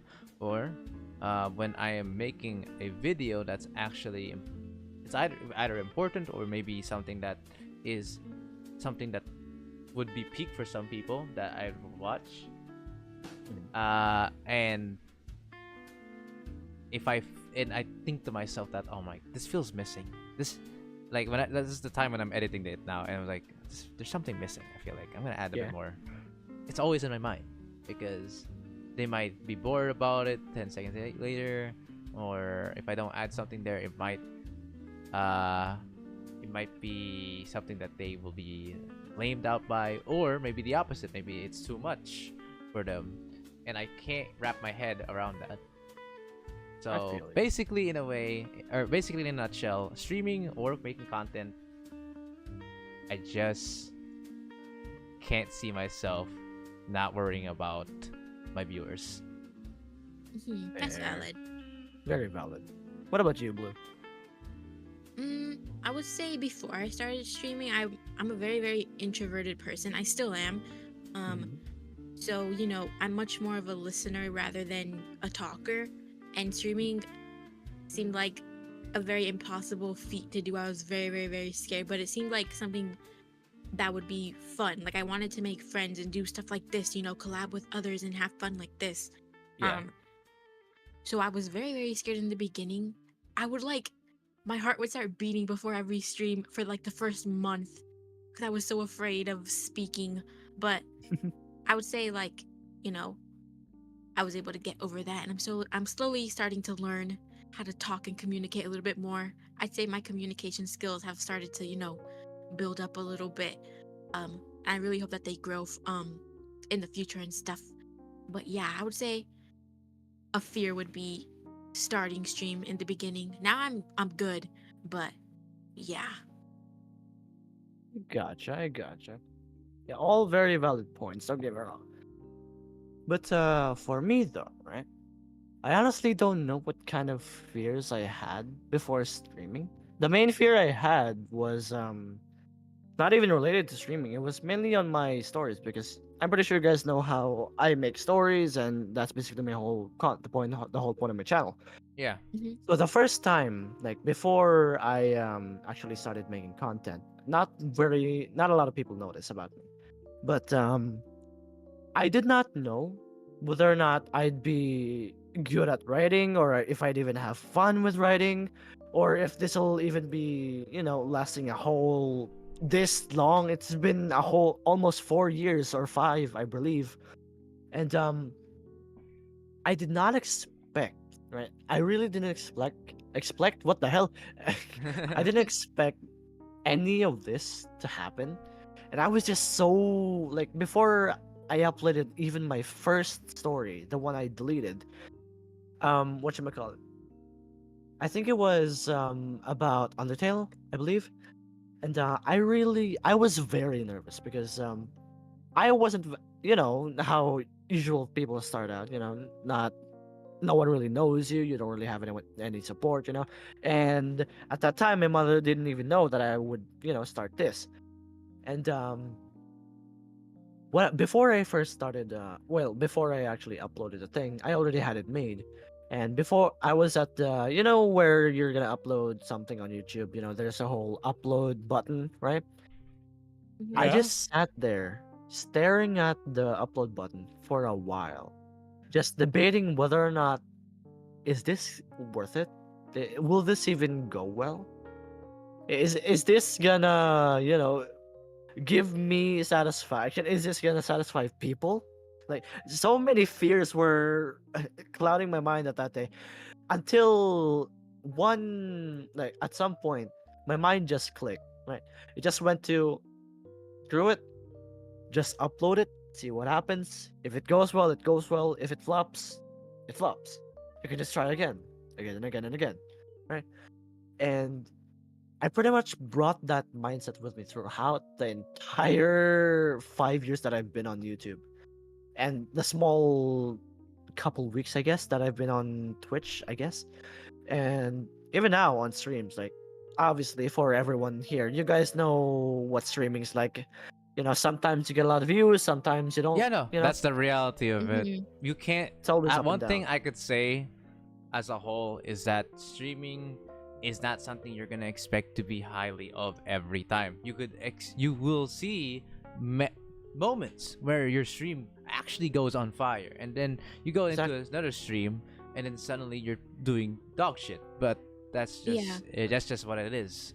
You're not gonna expect every stream to be good or average. Sometimes it's gonna have to be above below average, or maybe only a few people are, like, gonna vibe for a bit. It's inevitable. But Exactly. I always said to myself, I always think to myself that, hey man, um it's a hard thing to say this because people will suggest you to just be yourself, which in its way it's true, because if you go Yeah. too far into, let's say, let's say you want to be too professional, or uh too much on the leeway of try harding, then people might think that, is that even you anymore? Yeah. Mhm. So you want to have a balance, right? You still want to put effort, but you gotta make sure that it's still you. Exactly. It's supposed to be a fun thing, a Nah. career. It can be a career. It's supposed to be fun though, and Yeah, you're not and supposed to lose that's yourself in it. that's the reason why it's a career that people want to take. It's because it's entertainment for both the viewers and yourself. That should be Exactly. the Mhm. spirit. It shouldn't be one-sided by any means. Exactly. Plus, to those who who are in any one of our 3 chats, for those who are actually thinking about streaming at some point, you know, if you have the stuff, if you have the like the specs for it or the Wi-Fi for it, just click the go live button. Won't hurt. Yeah, If it flops, it that, flops. You can't that's really, you can't satisfy everyone right off the bat. You gotta build your own community. That's the fun part of it. bro. Mhm. I remember when I first started streaming. That was literally it. I started streaming not even on YouTube. I actually started streaming on Facebook, guys. I freaking Facebook. Facebook. Yes, I'm not even joking. Around 2019, I did my first ever live stream, and it was just a press live with my webcam and just a game, and that's it. That's all I did. And the only really thing that I did that was cool, that was nice as a beginner, is reading chat, but it required me to alt tab because at the time I didn't have a second monitor, so it Yeah, was rough, same. a bit rough, but it was there. I had fun with it, and people did as well, and it was like, oh my god, that's cool as fuck. And yeah, ever since then, I did not regret my choice of continuing this career of mine, or hobby. Could be a hobby or career, you may call it, but for me, it's practically a career at this point. And I have my Same things. thing. I mean, what is a job if you're not having fun, right? Oh, It's called prison yeah. society. That's Oh. what it's called. Ah, no wonder. Thoughts on this, though, by the way, Blue? What are some of your thoughts on it? I'm interested. I would say I agree. But at the same time, though, I feel like it's a good learning experience to start off randomly, pressing that go live button, like you said, and then just going up from there, learning Right. how the algorithm works, learning what people like to see, but at the same time, not losing yourself and not losing what you yourself want to stream. Like, I know for a fact, I don't want to. What's the word? I don't want to lean towards what other people want too much because I don't want to lose, like, my own interests and the stuff that I like. I don't want to Yeah. be. Why would you do streaming in the first place if it's not even in your interest? Exactly. I don't want to be somebody that I'm not, I'm a very chill person and I want to reflect that in my streams and, attract people who also like chill streams and stuff. I'm not a very loud person. And I feel like a lot of people do expect streamers to be loud and exciting and like crazy and Yeah. stuff, and that's awesome. But that's not how everybody is, That's not how I am. So yeah. I see ya. And a very, very nice takes. Very, very nice takes. Let's see. In our line of work, oh my god. Okay. In our line of work, right? Making shorts, streaming, working for who knows how many hours at this point. What are you afraid of? Like, are you afraid of the process or the result, or do you think you're afraid of something else? Like, apart from the, fears that you've mentioned earlier, is there anything else, like the process or the result of whatever you're making? Results for sure for me. Mm. Once I'm Why done with so? everything else and I feel like it's time, and then press that fucking upload button. Mhm. Alright, for example, I think I expect there's a bit of expectations in me in these things because at the end of the day, I put a lot of effort into this. Yeah. So if it flops, it feels bad, man. Yeah. It does. Like, genuinely. I have videos. For example, I think a recent one actually, 3 weeks ago, 3.5 weeks ago, I made a pretty highly edited video that was 10 minutes long, Mhm. about ZZZ, and YouTube didn't recommend it to fucking anyone. Oh damn. Yep. Oh no. And Holy then shit. you know what's fucking ridiculous? I made a shorts or shared a bit of shorts, so it's like a 30-second little video. None too biggie. It got 1,000 views. Yeah, You I've get- had that experience so many times. So like I'm just in a loop where like, is high effort even worth it anymore?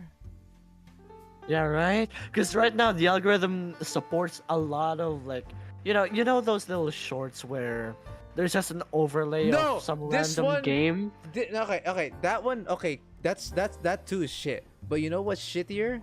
The fucking What? recent ones where AI voicing, That too, yeah. Oh. AI narrations. Holy shit, it's plaguing this damn this damn industry. Holy fuck. It is way too much, and it is so goddamn lazy. Holy shit. It's basically made it gets 100,000 to 1 million views per one. I don't get it. I don't fucking understand it. Brain rot is consuming, as I swear. It is. Every single person. I swear. It's like, bro. memes at the time were actually well made or were creative. What happened now? I don't know, man. Humanity is going downhill, and we're going down with it. They're dragging us down. It's not even my choice. Yeah, because here's the thing, guys. Okay, I remember when my when my first ever highly effort video came around, right? Which was the Monster Hunter video. I'm not sure if Maki remembers this. I think I feel like I suggested you this before. I feel like you don't remember. I'll probably show it to you. It's familiar. It's familiar. Yeah. In fact, I can share it on Discord. Hang on, give me a second, guys. It's here. Don't worry. It won't take too Do it? long. Yeah. Gotcha. Give me a minute. Yep, I found it. Should be right here. Yep, this is my first ever highly effort video. This one. Yeah. Because okay, so while I'm uploading this or sharing this, just a heads up. Back before this video came to live, all my videos, most of my videos are less than 100 views most of the time. Like barely anything comes even 100, not even close. Yeah. Then I decided to do a highly efforted video one for the first time where I actually edit myself. I did my own edit. I messed around, and this took me like 2 to 3 weeks. This shit took me ages, man, and of constant editing. Yeah. And I uploaded it, and to my surprise, for the first time, I nearly reached 1,000 views. Hell yeah. Yeah, that's the Also, video. yeah, I remember this video. I remember it. Yeah, It's so good. I shared it. There we go. And you know, as a guy who played Monster Hunter as well, Maki, yeah, you would understand the funny shit. Yep. uh, What about you, though, Blue? You're I'd afraid say of I the agree process, the result, with Dino. Yeah, I would the say result? working hard on something, on a video or whatever. I really do enjoy editing like shorts and stuff, but sometimes it's like a little bit of a hassle to do it because I'm a very like newbie when it comes to editing anything. Yeah. If I really do try hard and put like a bunch of hours of work into one short video, and then I upload it and it gets like 20 views, it's like, oh wow. But then if I go back to like just a random clip on Twitch, a 20-second clip, no editing done besides like the overlay and stuff, and I post that and it gets hundreds of views, it's like, oh, okay. It's weird. I don't know. It's weird how the algorithm works and what the algorithm likes. But yeah, I would say results. That's something that's like really kind of scary. Yeah, fair enough. My fear actually differs from you guys for some reason. I am more afraid of the process than the result, because to me, right, I am a very laid back person, right? If I work hard on something and it's done, there, it's done. If it's good, it's not, I don't care, because it happens. It's already done. But the process is what I'm afraid of, because I am a person who, like, if I'm very much focused, I will work for more than 12 hours on something nonstop if I really wanna. Like, for example, my first story one shot, where I even edited a bunch of like whatchamacallit, sound effects to it, some other effects to it. It was a whole 7-hour long video, even at 3 times speed. It was a whole 7-hour long video, and I edited that for around 14 hours straight. Of course, I had my little break gosh. times, you know, and I was editing that for the whole 14 hours straight. And the main reason why I'm now afraid of the process, specifically more on the editing and pretty much making anything right now, is because what happened with that that little video and that edit was that it got corrupted right as it was generating. Fuck that. No. 14 straight hours gone in an instant, and I couldn't get it back. I Worst would've part is- crashed out so hard. Oh Yeah, my dude. God. Worst part is even the story video was corrupted, so I had to make the story a whole all over again. And Oh, dude, no. that was an extra 6 hours long. Oh, And that oh my hurt. god, that hurts so much, right? Yeah, Good. ever since then, I've been very, very paranoid whenever I'm making something. I make sure I have backups for my backups. When I start editing, I have backups for the editing and even a backup software just in case the current one fails. And I'm ready to, what do you call that? Relog the software back to like a previous version if I need to. Gotcha. And that is how paranoid I am of any kind of process now because I am not very trusting of processes. Like very honestly, I'm not very trusting of processes because I like to predict what's happening. And majority of the time, for some reason, I'm correct. Like for example, one time where my friend was what should we call it? He has a crush on someone, like a long time ago. A friend of mine has a crush on someone, and I predicted that it was not gonna go well because one, I knew the woman more than the friend did for some reason, and two, there was a rather big age gap between the two, and it was very obvious that it was not gonna go well. Plus, their personalities didn't really match like at all. One was an introvert, one was an extrovert, and they were very knee deep in both aspects of personality. They were just opposites of each other, and it was not gonna work. So, at some point, friend confesses, gets rejected, goes back to me, tells him that he got rejected, and the rest is history. So I really do not trust anything, especially, as I said, the process. Because, especially long process. Because the longer something goes, the more things could go wrong, right? Because the more you work hard on something, the more, the more effort you put in. And, the longer it goes, the easier it is for someone to just reach their hand out for the end of what they're, the goal, right? And sometimes, right, when you reach out too far, your eyes don't go left or right or up or down and manage to see the holes in what you're doing. And that scares me because all that effort could be gone in an instant. You could fall so quickly, right? But that's also the beauty of like getting a bit off topic here.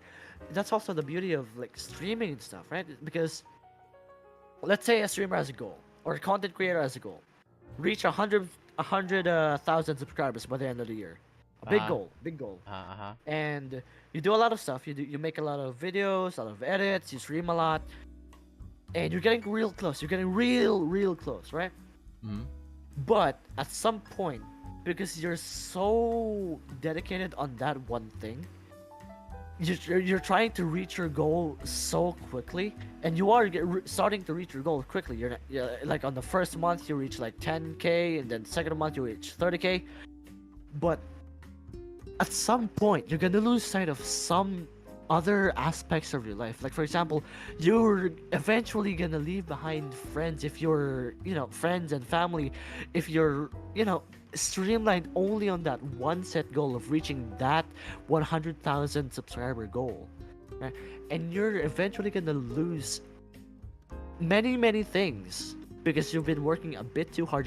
You've been putting way too much effort, and that's not to undermine people who put a lot of effort into content creation, but I've seen a lot of people who have, gone through their downfall because they're way too focused on one single thing that they forgot to check the bigger picture.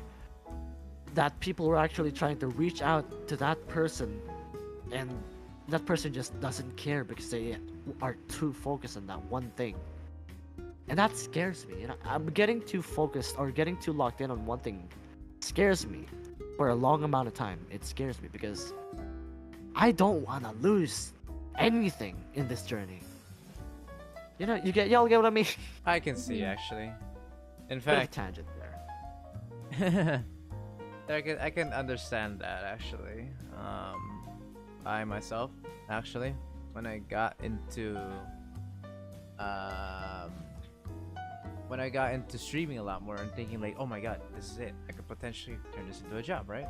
And right, so I try harder as much as I could, but something that I could not continue was hanging out with some of my friends that I used to hang out before. Now I no longer could.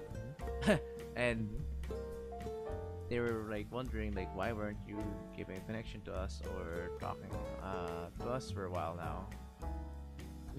And I thought to myself, fuck. I genuinely think I just realized that I haven't really talked to them in ages. Right. So at some point, yeah, I had to make amends because obviously I hadn't talked to them in ages, and we were friends who saw each other IRL before too. So so yeah, no, I could see that like you don't want to lose something important in your life for doing this. What you want to What is this? A sacrifice? No, don't do that. You don't want. Way too big a sacrifice for content creation. Way too big. Obviously, it's not like everything will be smooth sailing. There is going to be Yeah. negatives at some point, but Mhm. you don't want to lose something extremely important now, do you? Exactly. Now, on to the bit of a next question, right? Uh huh. What do you do when you're afraid, either in game or IRL? What? Wait. Come again? What question?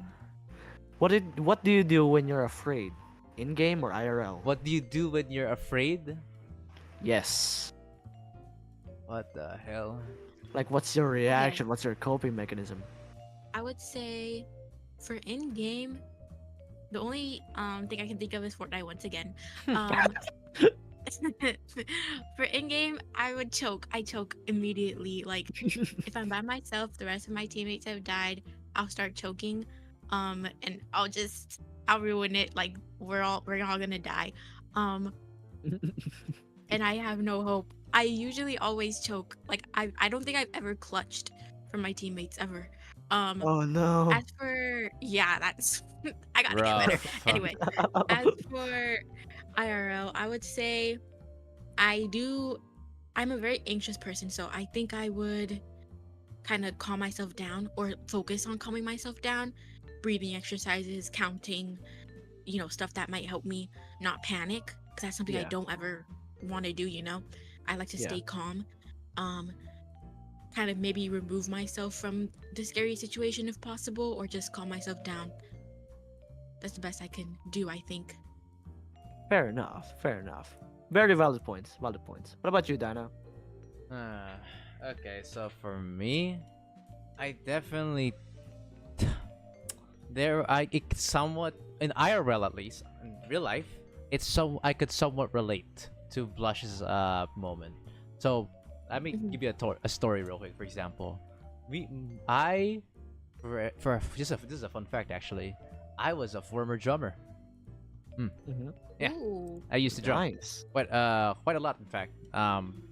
Back when so at some point my brother was thinking about like, hey, maybe you could try an instrument because my brother is had a band, created a band because they love instruments, and my brother is about like guitars and stuff, and Oh.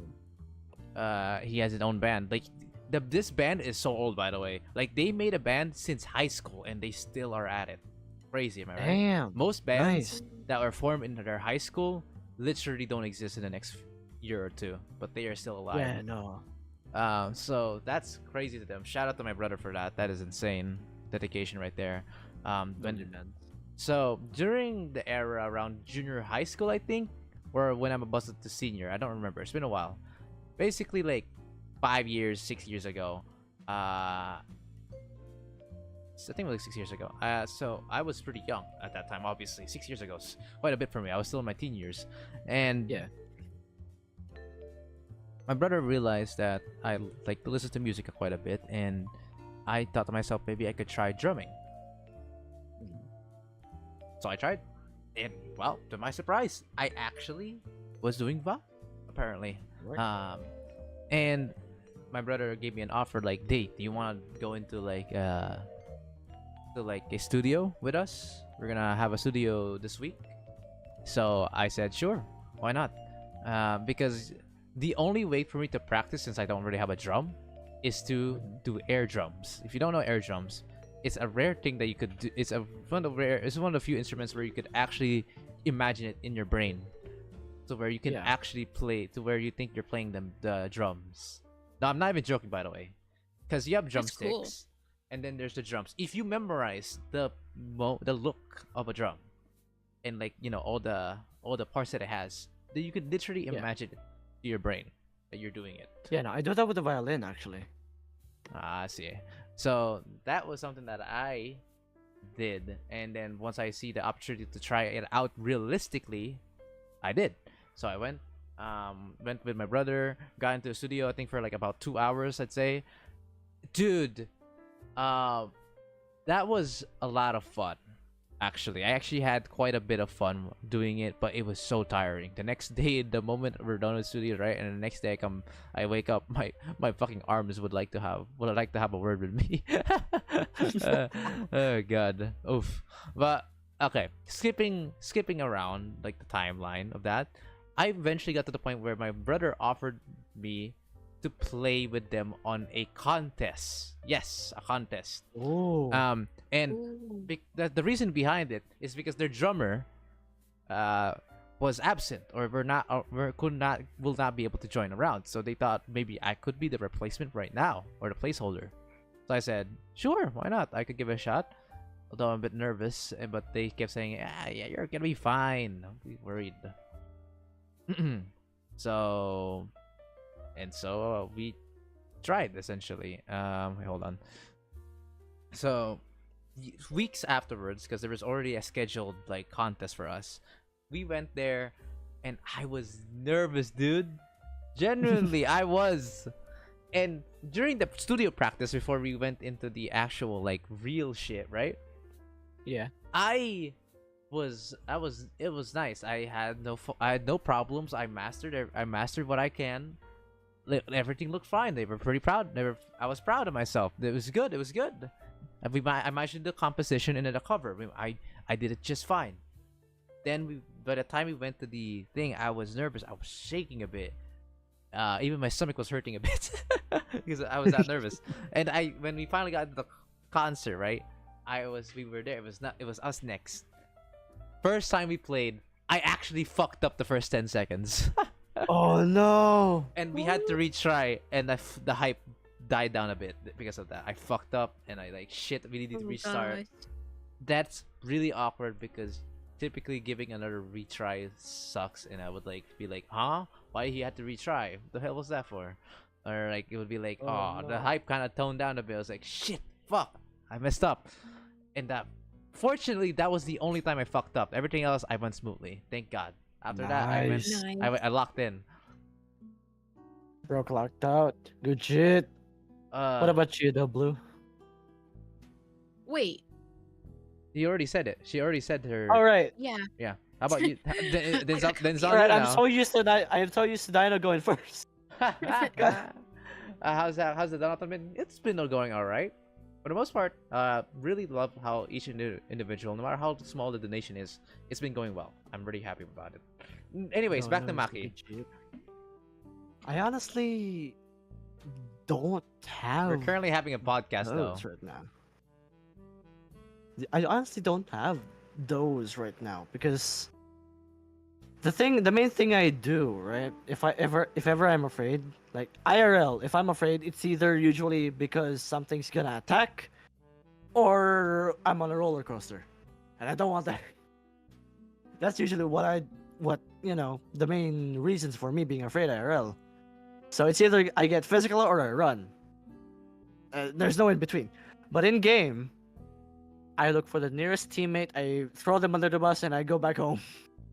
That's what I do in game. God. Listen, we all gotta do what we can to survive, okay? We gotta do what we can to survive. Who Right. knows? I could clutch up. Oh Like, yeah. no. So I did say IRL, but I haven't said in game.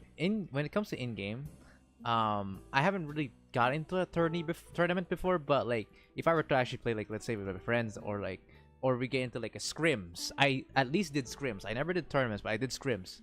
When it comes to scrims, it's the weirdest 50-50 I could fucking imagine to you. They're like, okay, on one end, I could be the first one to absolutely just die out of the blue. There's just nothing I could have done. I just die, or I just fucked over because I like, let's say I walked over to an enemy by just 1 meter too close and I died for it. Let's say it like that. Yeah. But on another end, I could clutch something like a 1v3 Ooh. while in scrims. W man. Or win a one-on-one duel with no one bothering. Bro locked in. Those moments I could do. Though I can. But like sometimes there are those moments where I trip and I messed up and I die for it. Like Happens every it's- time. Can't clutch. Can't clutch. You need help?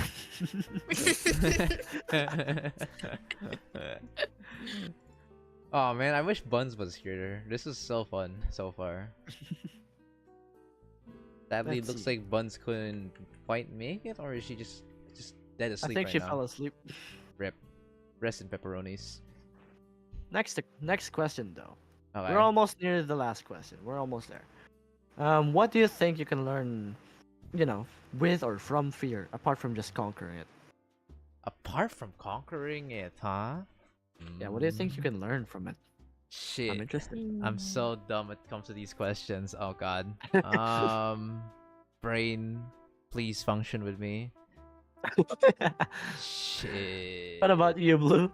Yeah, maybe Blue can go I would first. say learning how to stay calm in any situation. I feel like you can get that from learning how to stay calm from fears.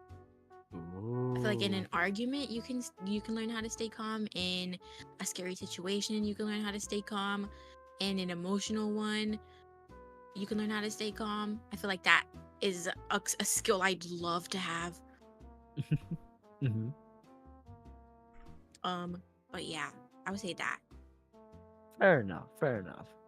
For me though, while Dino's thinking, um, I've pretty much learned all I can, like from IRL physical fear, because as I keep bringing up, I'm very, very army person.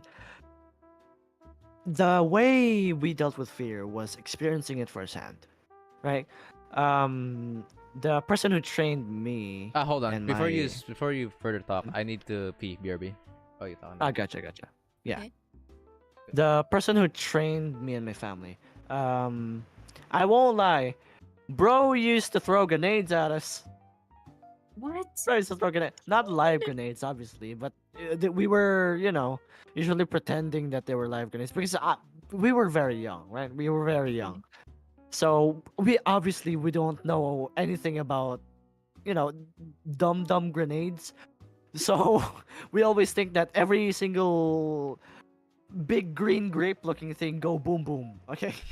So we always either ran or kicked it away back to our trainer. So what we learned from that was, apart from staying calm under pretty much every situation, it's what you can do while you're in that state of fear. Because a funny thing, really, I found a study recently, right? Yes, it's supported by a study. The human brain, whenever experiencing fear, runs faster than normal, right? I don't know if it's because of adrenaline or something, another kind of hormone or chemical, but the human brain, when in dire fear, runs a lot faster, right? So that's what the trainer capitalized on me and my elder brother, because we were so young and we thought everything was out to hurt us. Almost every time our brains were always thinking fast, thinking of ways to escape or throw whatever grenade was lying on their feet back at the assailant. So that's Triggered the your flight main or fight. thing. Yeah, it's fight or flight. Yeah. So that's what I learned from fear, basically. I think Dino's back though. Apart from funny thing that I actually thought of this question, because apart from conquering it, there's not really a lot of answers to this question, because the main answer to this question is just conquering it, having a resistance. Right. But what else could someone gain from facing fears or whatever, from having fears to begin with? It's interesting. It's a very interesting concept. Very, very It really interesting concept. is. But while he's out right now, though, another question, right? Since we are both pretty much sort of new to streaming, right? I'm back. Welcome back. Your answer. My answer, bro. My brain can't think of much right now. I'm gonna be real with you because aside from conquering, what else can I learn? I guess I could say the only thing I could really say is I have adapted to it. Really, I know a way to handle the situation if it ever comes again. Such as such as this is a perfect example, the cockroach. Usually, I would be running my ass off with no question, right? Because that's fear. Yeah. Now it's either I actually kill it now because, for example, my mother's also afraid of cockroaches. I mean, brother, she had the trauma of cockroaches. Let's be real. That experience is messed true. up. So whenever that happens, I go in and try to take on the cockroach myself. Or if I cannot reach it because I'm not really the tallest person around, and the ceiling in our place can be pretty damn high. So Yeah. some cockroaches love to camp out and go to the top of the ceiling and then be untouchable. So I would typically that means I would back off and like, oh god, I gotta go because he might beat my ass with the flying. But now I would say, but I would call for help instead in that situation because we have Fair enough. so we have a neighbor that's like way taller than me. So there we go, that could help. Calling for the neighbor to deal with the cockroaches. Well, is well, we have insane. we have like a room. How do I say this? It's not like exactly a neighbor, but like we live in the same building. Ah. Yeah, Gotcha. and we're very well known to each other and my family. So like, yeah, so like, hey, we need help to be able to get this cockroach out of the way. It's too high for us. Because our only member that's actually tall, out of the 4 family members, Mhm. my father's the only one who's the tallest, who's capable of actually Ah. reaching the ceiling with a chair. On my end, Oh. on our end, no. We pray to Jesus that he comes down. Just no. So Fair yeah, enough. that's the only thing I can think of aside from conquering it. That I'm no longer a fear of it. I adapt to the situation. I got a suggestion on how you can conquer cockroaches. What? Burn the whole village down. Oh my god. Not this again. Destroy all cockroaches. Again. Listen. They've lived for long enough. They've survived the asteroid that killed the dinosaurs. Okay, they've And you lived for think long and enough. you think a fire is not gonna is gonna make them die, bro? I mean, once I boiled one alive. Huh? Not in a pot. I boiled water, right? I was hoping that the goddamn cockroach would stay there, and it did, right? I boiled water to its highest boiling point that I could, and then slowly but surely, I just poured it over the cockroach, and then just kept following it, pouring and pouring until it's crispy now. It's crispy. Damn, bro! Actual torture device for the poor cockroach. No, hopefully it wasn't too much torture. I mean, majority of cockroaches have liquid inside, so yeah. We did not need that fun fact, but hey, well. Come on, isn't it fascinating, Dino? Is it fascinating? Hell no. Hey, since we're talking about cockroaches, do you guys know that some of the biggest known cockroaches in the world can reach up to 5 inches in length? Yes. Disgusting. Yeah, I'm not joking. You can search it up. Yeah, no, horrible creatures they are. And but there is one griping factor with cockroaches at least is that but 99% of their species are actually friendly, or they actually keep the world safe, or like clean. They're like the cleaners. The 1% is what we have. The 1% bites. They're like the Wait, they invasive bite? species. Yeah, They're the ones in the Philippines they bite. So but yeah, for context, for everyone here, most cockroaches actually don't give a fuck about you. Most. They usually clean, they do their shit, and they're usually prey items for other predators. That's cool. The ones that aren't cool are the ones that live in your houses. Those ones are the assholes and sadness. Yep. Which unfortunately, remember. yeah, they exist here. I remember getting bitten once in the eye.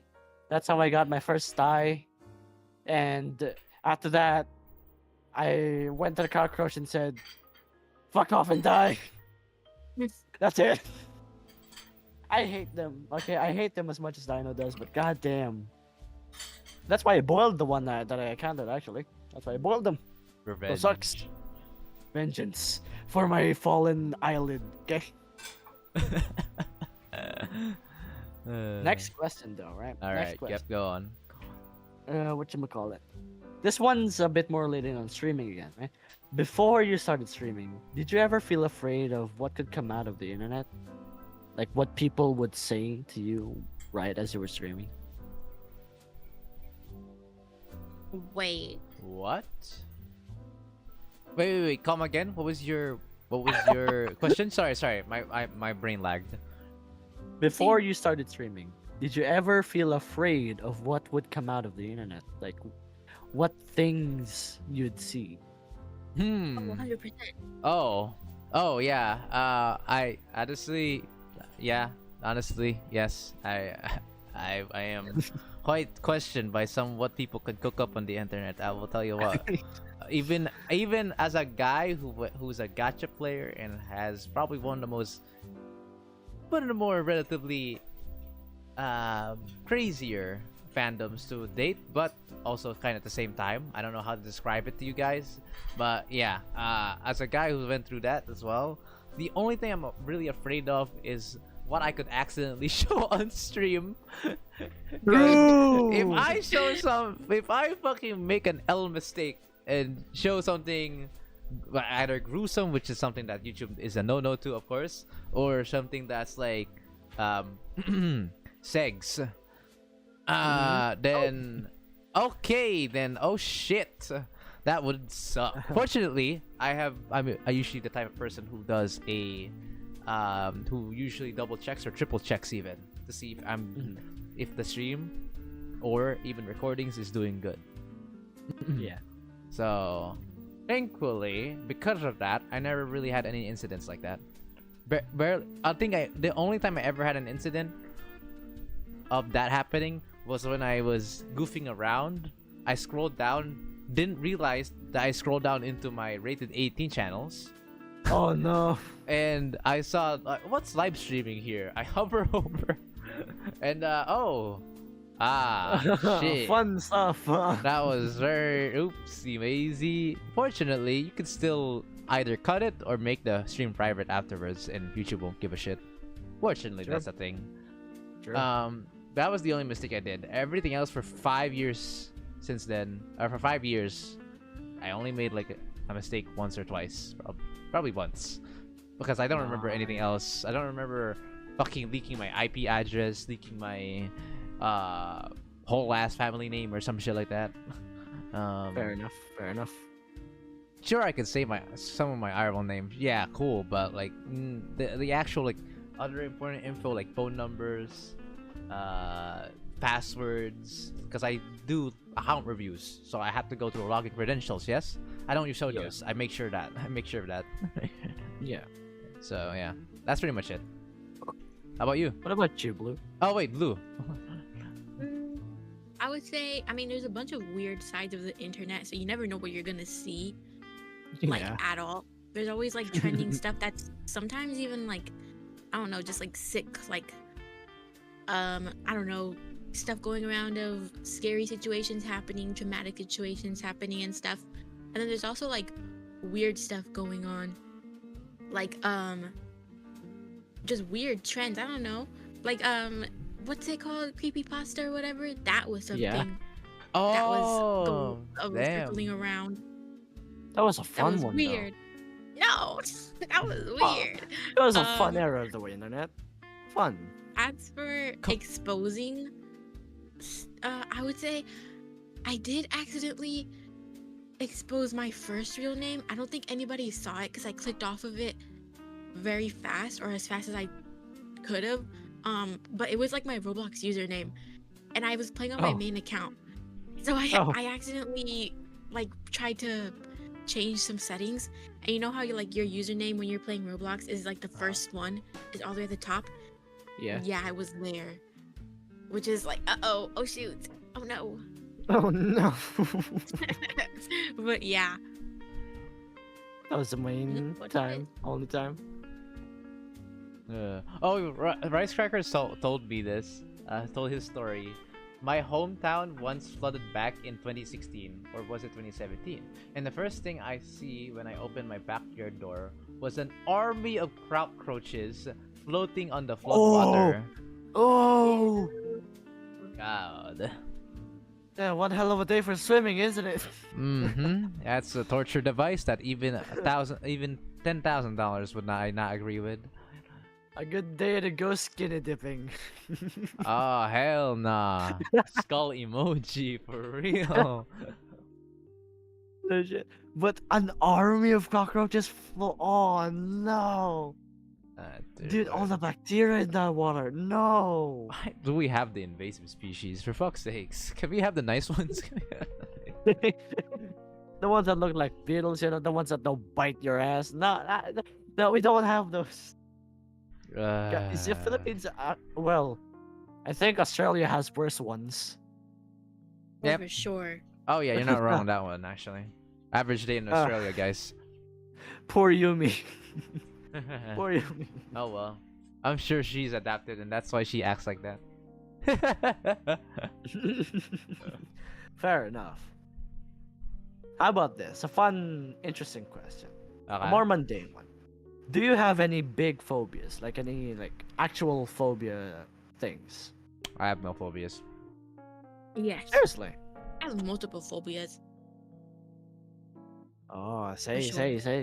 Like, Oh, Okay, shit. so oh wait, sorry. Are you gonna say something? I was gonna say one thing. You could argue maybe. Nah, I can't see myself being afraid of spiders because, that's like one of the Really? most. That's one of the most common ones, right? Arachnophobia. Yeah. But no, in fact, I'm actually into bugs. I've held a beetle before, on my home, because there was a wild ass beetle just fucking vibing on my sponge. I was like, what the fuck's going on here? What's up, man? So I grabbed the beetle and just let it out. Although it was, I'm not gonna lie, those fucking feet were goddamn spiking my fingers, dude. Goddamn. So yeah, no. In terms of bugs, aside from like I said, the cockroach is like my biggest arch nemesis. Other bugs though, I don't fucking mind. I generally don't. Ants, I sure don't mind that. Assassin bugs, that's an actual bug, by the way. I'm not even joking. What? Wait, I wanna see this. Yeah, yeah, you can search up assassin bugs. Assassin bugs. What? Yeah, those It's are so real. furry. Those are real. So, and spiders, they're the least of my worries, really. If you consider them for a second. First up, spiders would never dare to try to bite your ass. There's only a very few exceptions to that rule. Very, very few. And that's because they would rather run away, right? They would rather run away and rather than trying to fight back. The last thing they would ever do is trying to fight back. They would always run away to you, from you.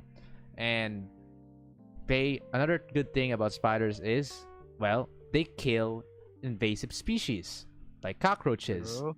flies, mosquitoes. Love how the first mention was cockroaches. Fuck them. They deserve all the pain. True. So there's that. And here's my last take before Blushy herself takes away from her phobias. One of my bucket lists is actually owning an emperor scorpion. I'm sure Maki has heard about this. You're alone in that part, man. You got it. You got this. Blushy, if you're curious, man, you can search it up. okay. Or I could show you a good image. Oh, okay. I So could- the image. I'm Alright. scared. Come on, don't be afraid. It's just It's just a little bit, a little bit of a I scorpion. see you're using my tone now. I'm not. I assure you, I am not. There, I showed it in the GC. Although Bunny will be very surprised to see that. We'll see. There it is. Let's see. Yeah, no. Let's see. That- Ew. Ew. What the heck is that at the end? That's Ew. What end? The left one or the right one? end. The left. the left. Those are It's what? those are known as pedipalps. Those are the pinchers of that scorpion. Yeah. Yeah. Oh. Big looks scorpions so like those guys have much bigger pedipalps. They're usually thin and slender, but these guys, they're beefy as fuck. For the context, orange chat, is this is the pretty one I'm showing. I'm sure you guys would love to see it yourselves. The Arnold Schwarzenegger of scorpions, I swear to God. Hold on. If I were to, yep, there it is. I just turned off the BG for a bit, and yep, Good there it God. is. That's our boy. Never let that anywhere near me. I will boil that alive. Right. I I mean, don't want to get killed. it's cute. Shoot my ass. You called it a land lobster. That laughed me for a bit. Please. It does look kind of like a land lobster, to be fair. It's girthy enough to be one. True enough. But still, I'm not eating any kind of lobster that looks like that.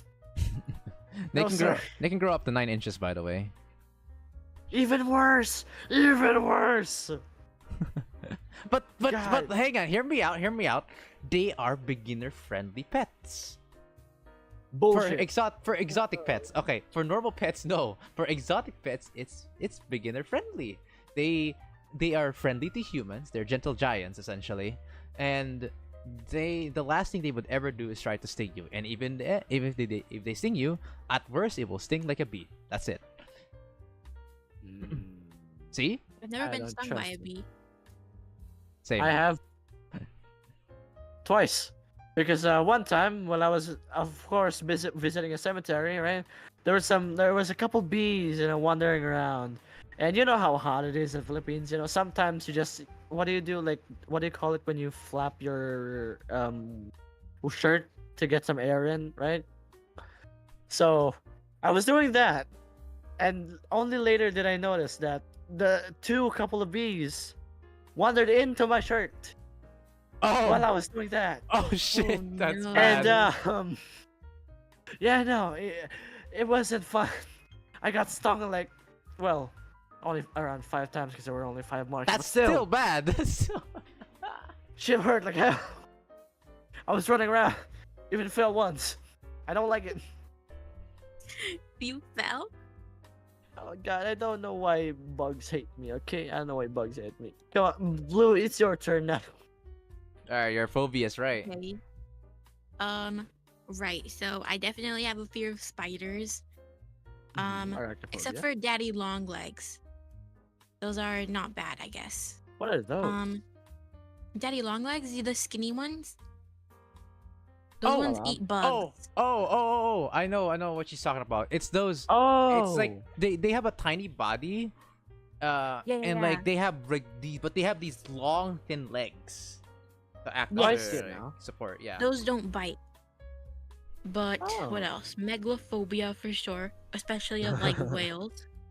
I'm afraid of clowns, heights. I have trypophobia for sure.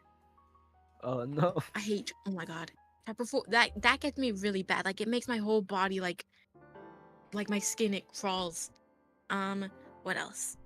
Fear of dust. Yeah. I think that might be it. It's a lot. Are you sure? I think so. There's probably a bunch more, but I can't think of it off the top of my head. The only thing I have right now in terms of phobias is acrophobia, fear of heights. That's it.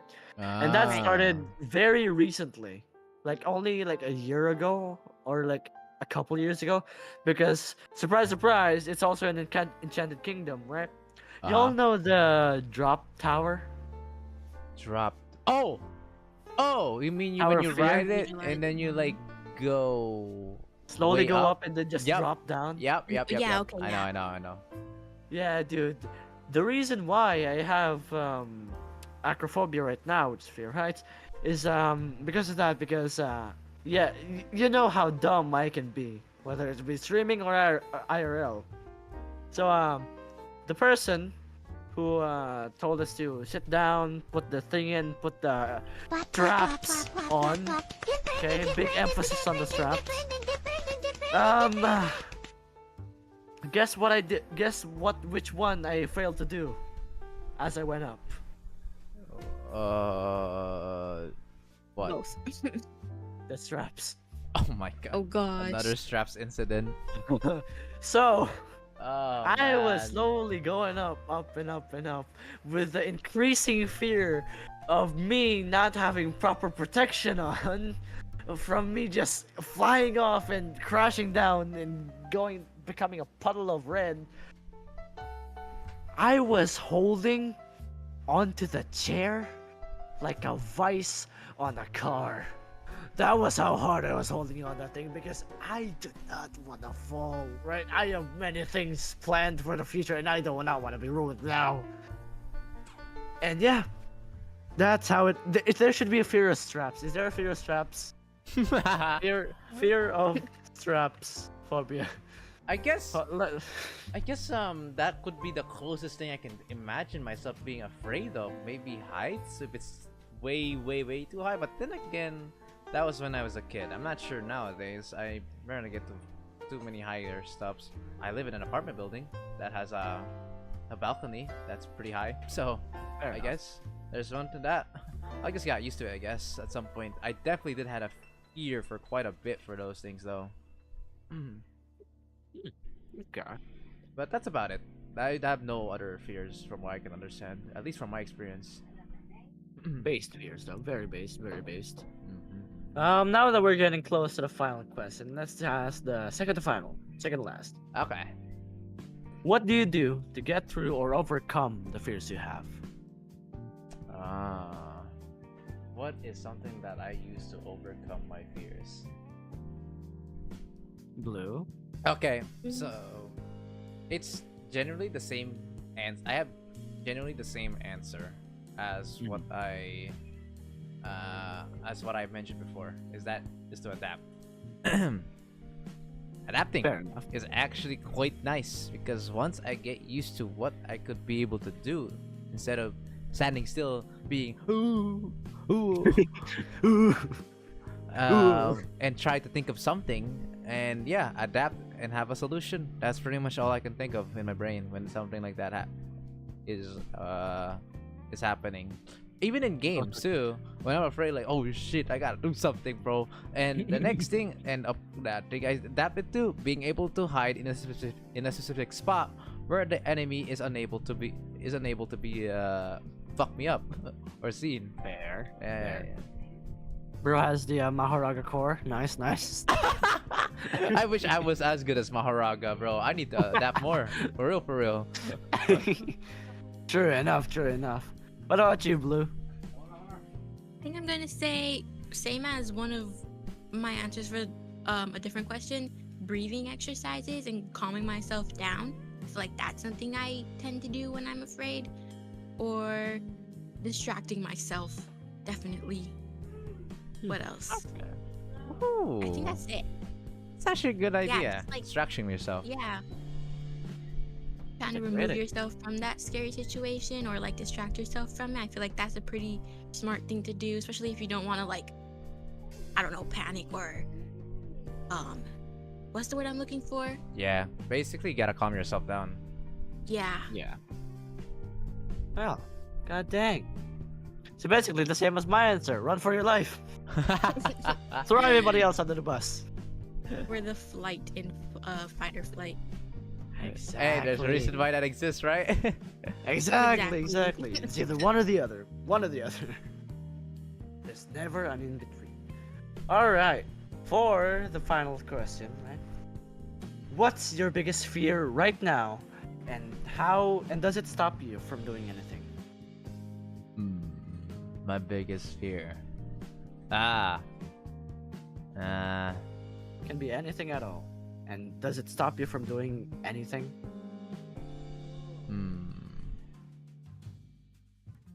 I mean, honestly, as of the current state of my life, oh, it has to be losing audience. That's really Fair enough. a big part of my reasons. Mhm. It's a good Fair one. enough. Fair take. Fair take. What about you, Blue? I would say losing my bunny. That's all I can think of at this Oh. moment. Losing my bunny. Oh, actually, a good take that I saw is most things that we are afraid of are things that we simply just don't understand. Mm-hmm. True. True. Right. That makes a lot of sense, actually. Yeah. Very nice. Very nice. Yes. But no, Blue's Bunny. It's one day. One day I'll get my hands on it. One day. No. Whoa, hey yo. One day. If you heard crashing like 2 seconds ago, that was him. He's mad. Why? Why is bro mad? I don't know. He's just moving around his bowl. He's mad. He does that almost every stream. Bro hungry? I Oh, don't what's the know. tension? It's all full and everything. Oh goddamn. Hmm. Oh, I guess there's one more thing that I would fear the most. Is, well, losing a parent of mine. At some Mhm. point, currently, I think my parents are almost to their 50s, and I don't want to lose one of them, especially since I want to promise them to have a fun time whenever I manage to make enough to have a fun time. Because ever since that we're in the struggle fest in these past couple years, we never really had too many opportunities to have fun, to enjoy ourselves. A lot of the time, it's rare. You could say one of us can enjoy a time when we get invited, but one of us is still gonna be busy and like not have fun, so we can't. And same etc. So same goes to the other side, and it's really sucks. And so I don't want to lose any of my parents by the time I reach my dream come true, right? Once I like everything's good, everything's amazing, and then suddenly that happens where my parents go bye-bye. Bro, I can't, man. That shit's gonna kill me. Holy. Yeah. And I remember that clip or that fan art where there was this girl that finally said, I finally reached it, mom. I finally became a doctor, made a lot of money, became successful to my job, and I'll see you next year, because the next panel is her on the gravestone. Gosh. God damn. Holy. Well, all of those very valid takes. Very, very valid. Mine one is rather simple, I guess. Not a lot of people mention it for some reason. Mine is just being forgotten. You know? Aw. Mm. Hey man, before you say anything else, I'll tell you what right now. I will be gay for you just so you won't be forgotten. Just kidding, guys. Just kidding. By the way, Someone clip that. No homo, clip it, no clip homo. it. Clip it. I'm very heterosexual, guys. I'm very straight. Hey, Clip it. just sacrificing my dignity for a bit there. Just joke. Yeah. Okay. I'll remember that. Yeah, I'll remember that. I'll remember that as a quote. Yeah, I got you. Anyway, to continue, like my little fear, right? It's not like being left out or something, like being forgotten on, someone forgetting to invite me on some kind of birthday. I don't care about that. It's just a birthday. It's something that happens again and again. But the kind of forgetfulness that I fear is, one, for myself, and two, for the other people that I actually know. Like, I fear that one day someone just forgets me, or I forget everyone else that I know, right? So I guess my fear isn't being forgotten, it's the very concept of forgetfulness itself, right? Because the moment you forget the entirety of something, you've lost that completely. Like, if you actually forget it, it's the same thing as losing it. Even if you still have it, it's the same thing as losing it. Because at some point, it'll like in a human's mental psychology, right? If you have something and you forget about it, eventually, at some point, it'll be lost and you'll never see it ever again. Right? It's hard to find it if you don't know what you're trying to find, right? So yeah, that's my That's my main thing, right? Like I'm not really afraid of death, the whole concept of death, or I'm still afraid of losing people, of course, but if you're constantly afraid of being of dying, like what's the point of living anyway if you're just constantly afraid of dying, right? Right. It's inevitable. It's Very gonna much. happen at some point. If it Live happens, it happens. your life to the fullest, as they say. Exactly. So there's no use being afraid of something that you have no control over. What you do have control over is remembering every single person, every single bond, every single connection that you've made in the past, present, or future. That's something you can control. You can keep notes, you can keep mental notes, you can you can take pictures, videos, stuff like that. You can save it somewhere, right? And the big thing on that is, what if, right? What if all that just goes away one day? What if? That is the big fear of mine. So, to the people watching right now, I ask, the people watching or listening, I ask a final lingering question to all of you watching or listening right now. Are you the type to stay on the ground, afraid of falling? Or are you the type to take the risk of jumping off with the chance of success clenched in your hands, working your body like wings to fly high into the stars and beyond? Or are you the type who's afraid to soar high in fear of finding no one there to fly by your side? Because I know my answer. A human's life story is like that of an ant, honestly. Navigating through tall, grassy fields, some are terrified to go through that dark field, afraid of whatever events may transpire in it, Some stop, spending an eternity of time alone with their monsters, while some move forward, carving a path through the tall grass with the burning instinct that the only way is forward. That at some point, you'll reach the end of that field, meet up with the old squad and head out for some tea and coffee at the old Starbucks down the square. To some, they believe that the path they're walking is all their own. As if, there's no one who's walked their shoes in the past.